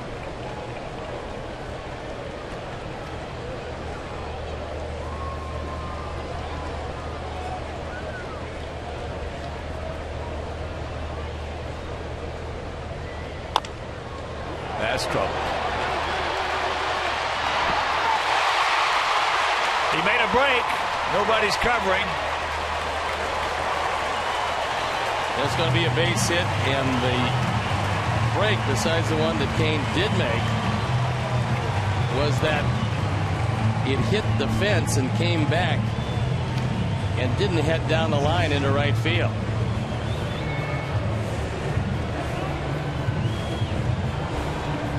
Throws this ball well inside the bag, and the fortunate part was the break right here. The fact that it came back in the field of play and Kane had to hustle back to the bag, and the fortunate part for him, nobody was covering. So that's going to be it for Jake Petrichka. And Zach Duke comes trotting in. We'll step out and be back after these messages.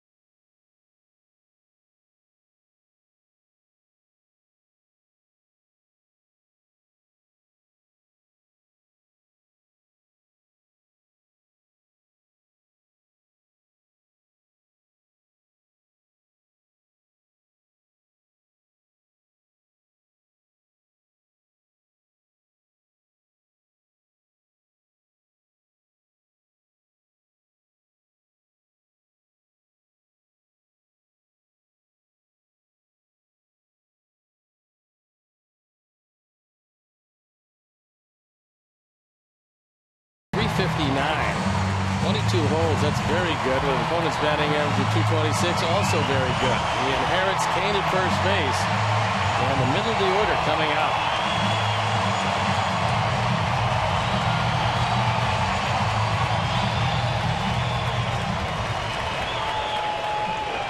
Hosmer 0 for 3. He's grounded to second, lined out to right, and gone out to left, and he's 0 for 4 lifetime against Zach Duke as he takes that breaking ball low and away.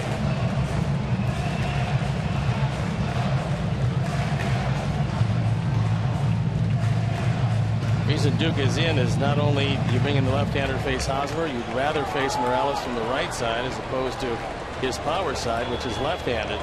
And then you've got Gordon, the left-hander.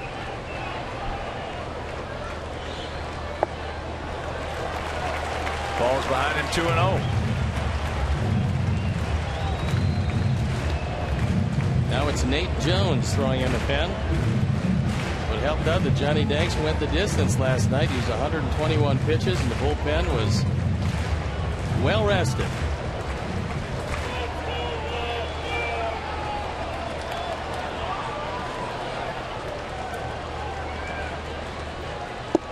There's a strike. Johnny Danks now 10-2 lifetime against Kansas City. He handled them last night with relative ease. There's Johnny picking up his 7th win. Pretty strong numbers. Just 7 hits, 1 walk, 5 strikeouts. 6th career complete game.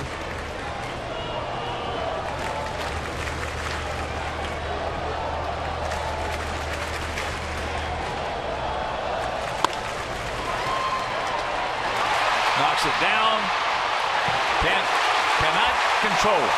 Alexi tried to keep his foot on the bag and make the control, so that'll be a base hit. And trouble brewing here in the bottom of the 8th inning.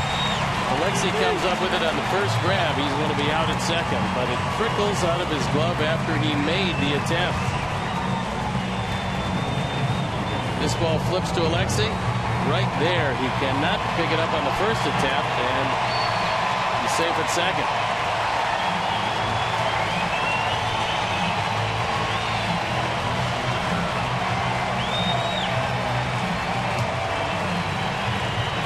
So here is Morales. He is 2 for 3 with 2 doubles.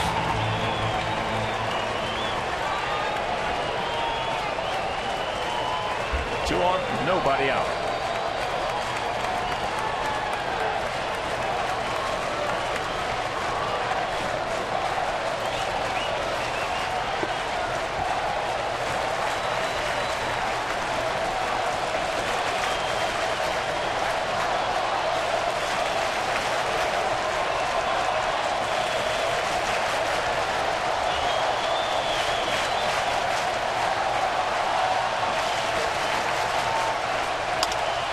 Softly hit.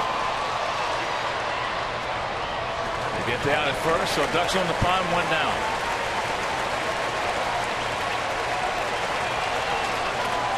And that'll bring up Alex Gordon. Alex is 2 for 3, a hard single and a hard double.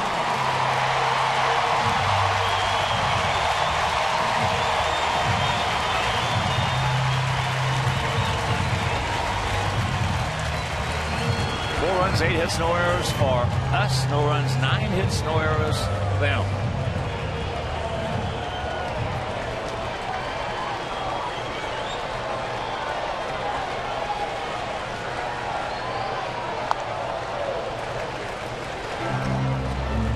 Got a sweeping breaking ball fouled off, and that sends Gio out to talk with Zach. Gordon has faced Zach Duke 1 time, and he walked.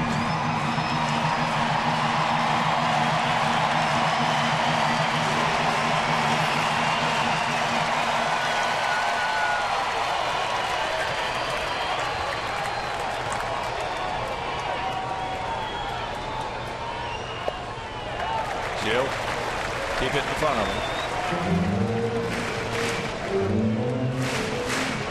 You're diving to his left, making sure this one doesn't get by.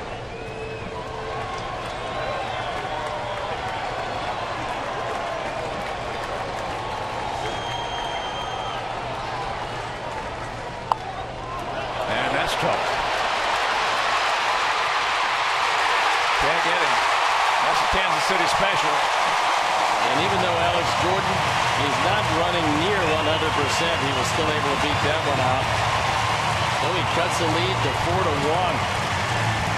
And they're going to pinch run for Gordon. He didn't look particularly good going down the line. See, he hits it off the end of the bat. And when you're coming back from an extreme groin strain, this is the last thing you want to do is try to beat one out at first base. Well, this is what Kansas City does because they don't strike out. They've had 3 infield singles here in this inning. Kansas City specials. 3 infield singles. So, Nate Jones comes on and we'll be back.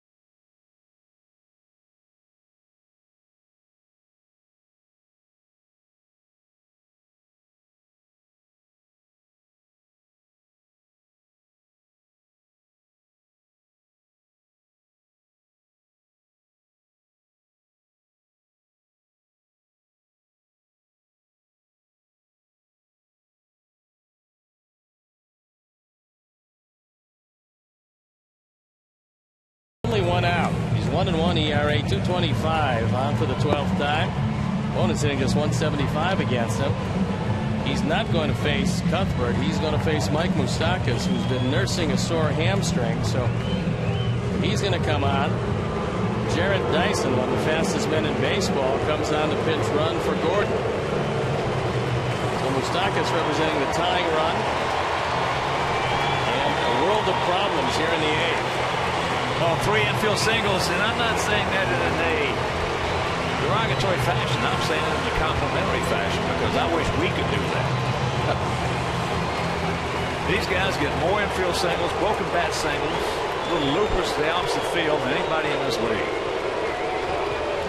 One reason we're hitting 272. Moustakas very impressive in batting practice today as he hit some balls that I didn't think he was capable of hitting. 1559 on the power numbers. Just 0 for 2 as a pinch hitter. He plays most all the time, so he doesn't get a chance to pinch hit very much.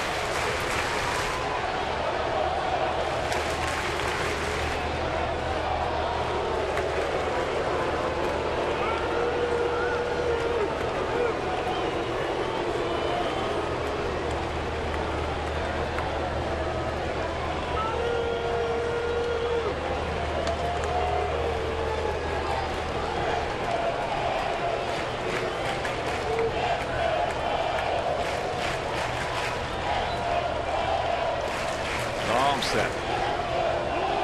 Now 2 months.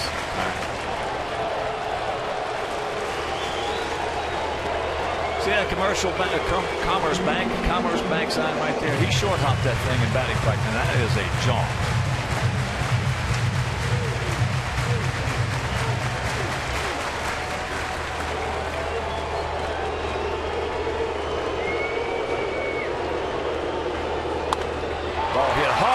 Play by Alexei.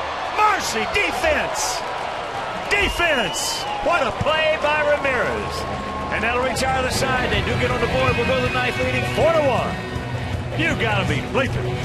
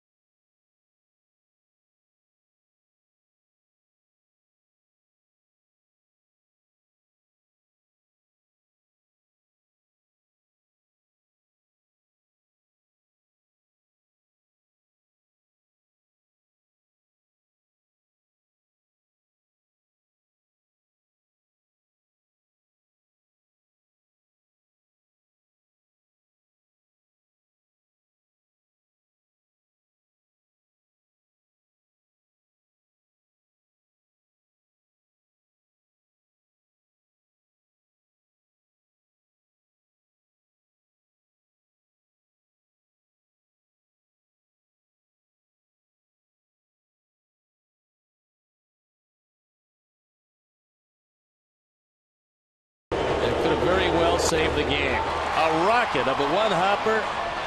Alexei right there makes the play, going to his right. Boy, this ball is murder. Able to make the play, and then it's an easy double play and out of the inning with only a run. That was a Skinner. That's just about as hard as Mike Moustakas can hit a baseball. Scott Alexander comes in the game. Those are his numbers from AAA at Omaha. 2-3 ERA, a little above 2.5. He appeared in 41 games, had 14 saves, and opponents hitting just 209, which is very good.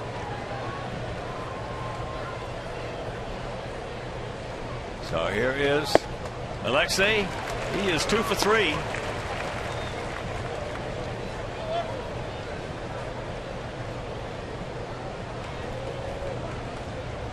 Gap out there in right center.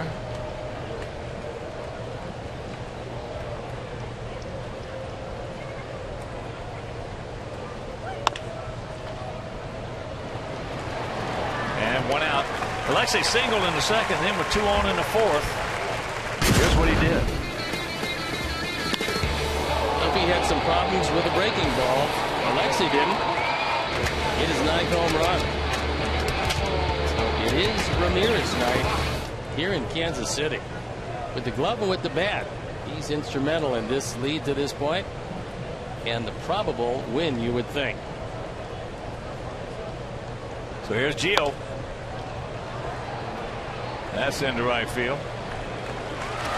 And here's what Gio did in the 7th inning.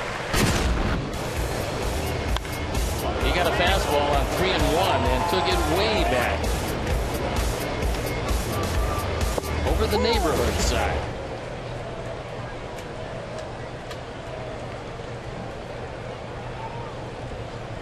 So here's Saladino. He's 1 for 3 with a stolen base. Picked up his 6th stolen base in the 7th.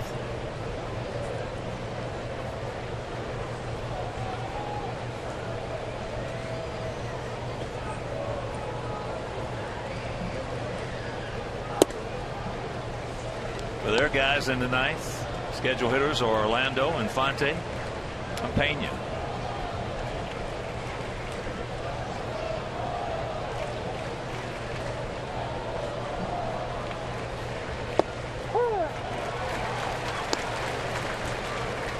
Jared Dyson stays in the game after coming into pinch run in left field, and Mike Moustakas stays in the game at third base.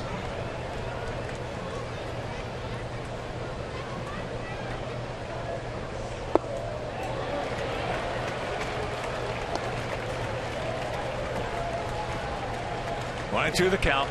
Our guys have been throwing some leather. Been a terrific defensive night.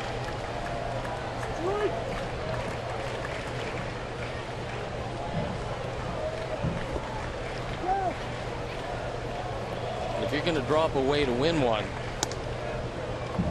and what they thought it would be power, pretty solid starting pitching, and pretty good defense. Well, it's been excellent defense. The power has been there, accounted for all 4 runs, and the pitching was terrific. Second night in a row for the starters, doing a whale of a job.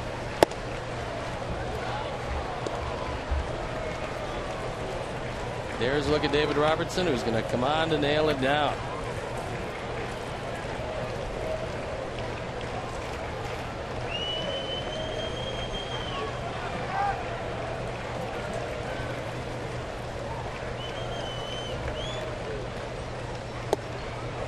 And there's ball 4.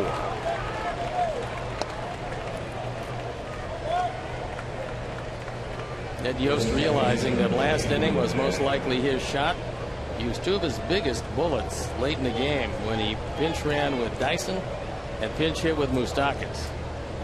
But he's still got Terrence Gore over there. Yeah, that's the advantage of the expanded rosters. Now you got 2 guys who can steal a base for you rather easily. Beckham has singled sharply and gone out deep to right field. Also a strikeout, so he's 1 for 3.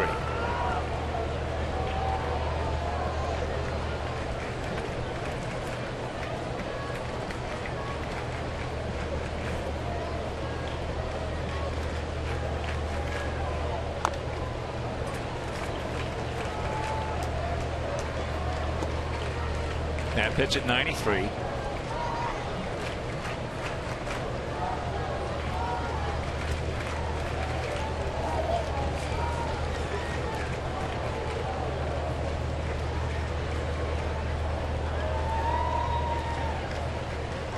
Watch out.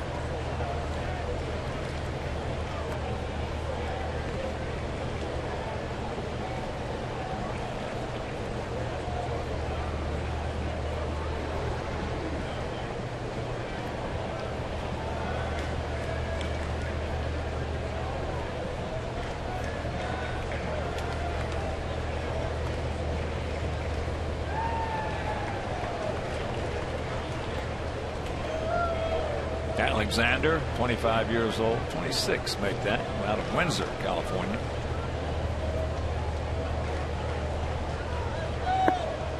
Checks it up. 2-1 to count to Beckham. And also, once again, reminder tomorrow, make your plans to be with us. Finale of this 3-game set and this road trip. Eric Johnson against Johnny Cueto. That game will be over Comcast Sportsnet. Johnson, the International League Pitcher of the Year.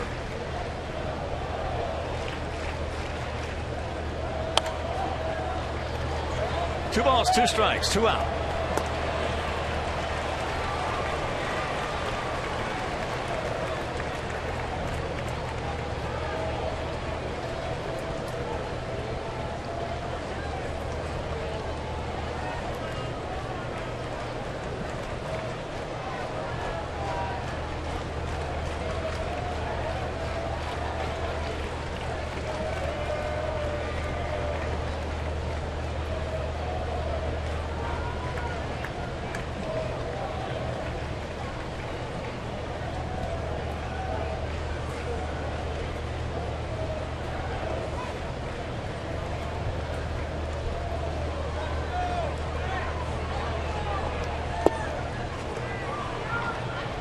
Full count. Now Tweener should score Saladino with his speed.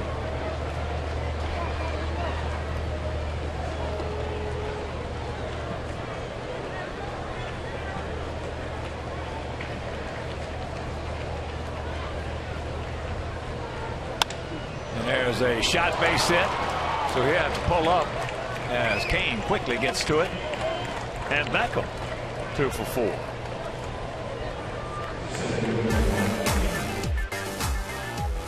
Eric Johnson will go to the mound off that sterling trip around AAA. Johnny Cueto, the soon-to-be very wealthy free agent pitcher, coming to the Royals, hasn't done real well at 2-4 with an ERA of 4.21. They got him to be most likely their #1 starter in the postseason. Now it looks like a tough battle between him and Ventura. So 2 on, 2 out.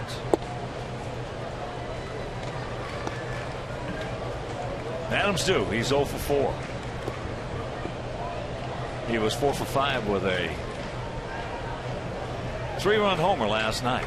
He's certainly ecstatic to see Duffy out of there. He just wasn't picking up the baseball from their left-hander tonight. That's back through the middle into center field. So here comes Saladino, and we get that run back. It's a 5-1 lead. Attaboy, Adam. And walk coming with 2 out. 42nd run driven in.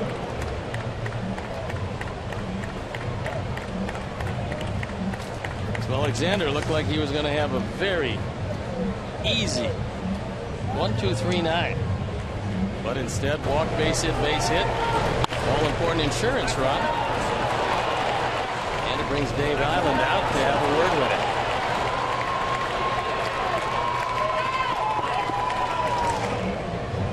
So here's Milky. Milky's due. He's 0 for 4.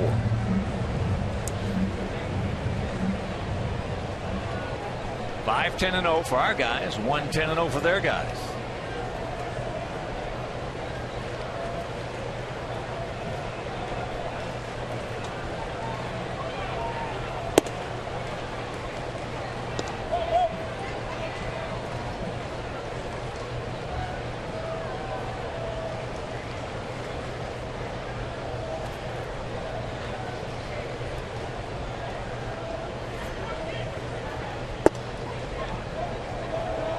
He's got the catbird seat at 2-0. Last thing Ned Yost wants to do with the day game tomorrow is have to go to that bullpen again. It looks like Alexander against the world.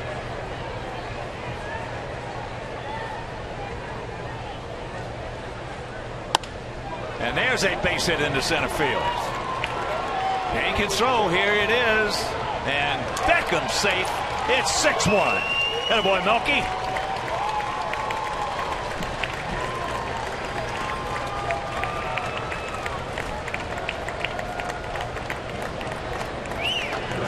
Skyman number 63 for Melky.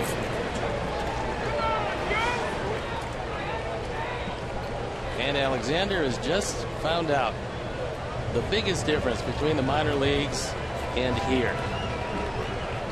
You get 2 out at the bottom part of the order in the minor leagues, odds are overwhelming. You're not going to give up any runs. You get 2 outs here. You don't make any good pitches, the inning's going to roll along for a while. Here's Jose. He's 1 for 2. He's walked twice, scored once. That walk leading off the 4th led to that 3-run homer by Alexei.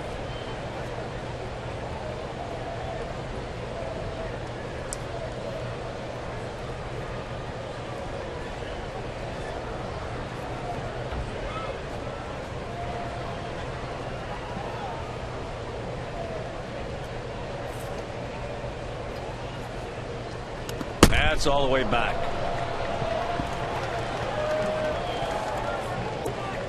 So the wild pitch.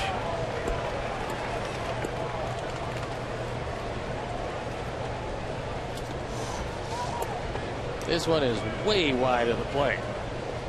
Peña's got 0 chance.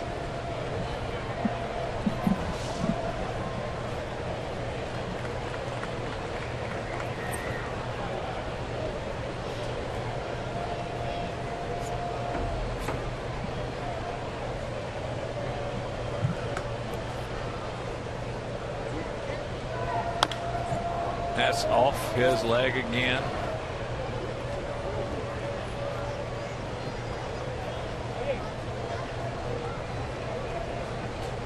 There's Alejandro Diaz when you need him.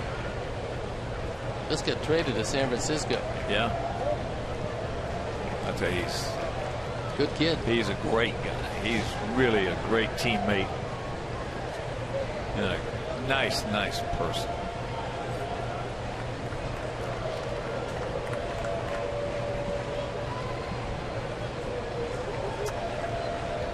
Ducks on the pond, 2 down, 1-2 the count.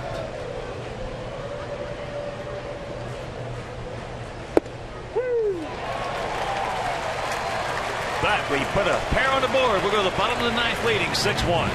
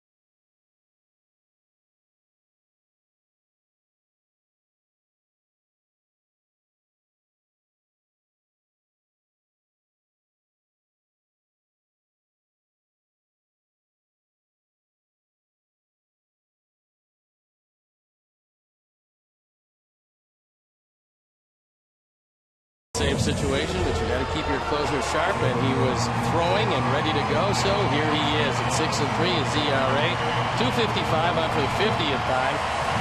28 saves and 34 opportunities, but opponents hitting a paltry 180 against him. And 11-72 the walk to strikeout ratio, which is astronomical.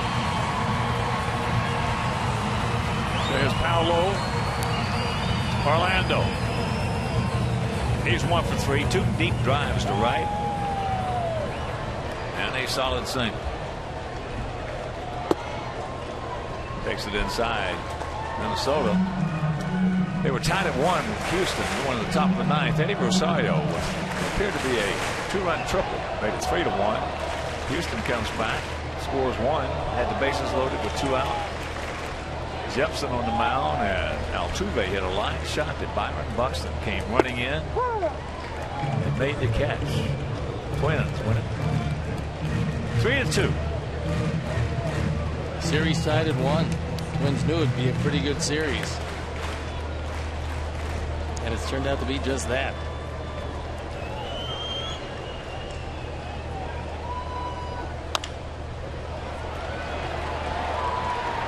Guns it over in time to get to speedy Orlando. Yeah, that's knowing the speed of the guy who hit the ball and not taking a whole lot of time after you get it. Well, they probably played together. Paolo was in our system. Tyler knows what he's doing out there. Guns it across and gets it. So here's Infante. Strikeout, a ground out. Well, Alexei made a good play and a double.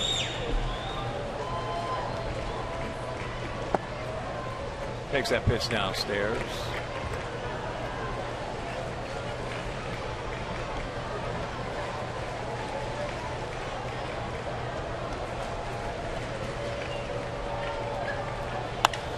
Ball hit one hopper.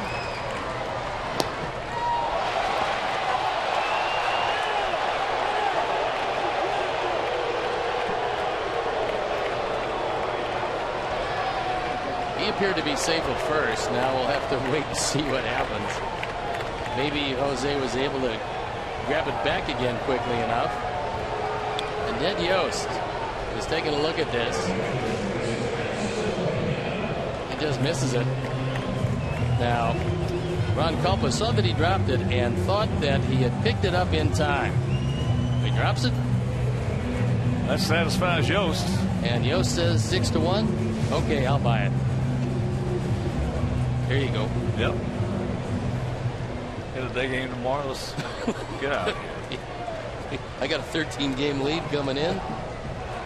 Here's Pena.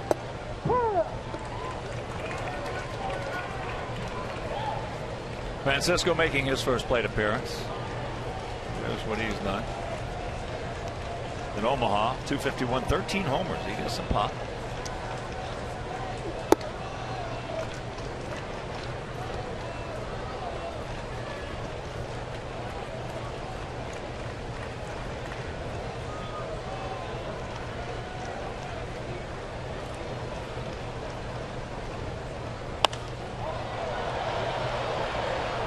Out ahead a little too quickly in that change. Yeah, when he fouled in the upper deck over the White Sox dugout.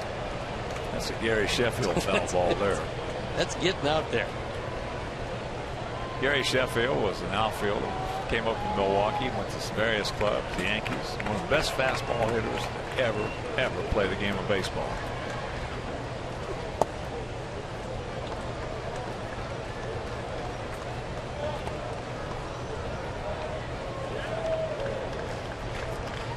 Get Sheffield 2-0-3-1.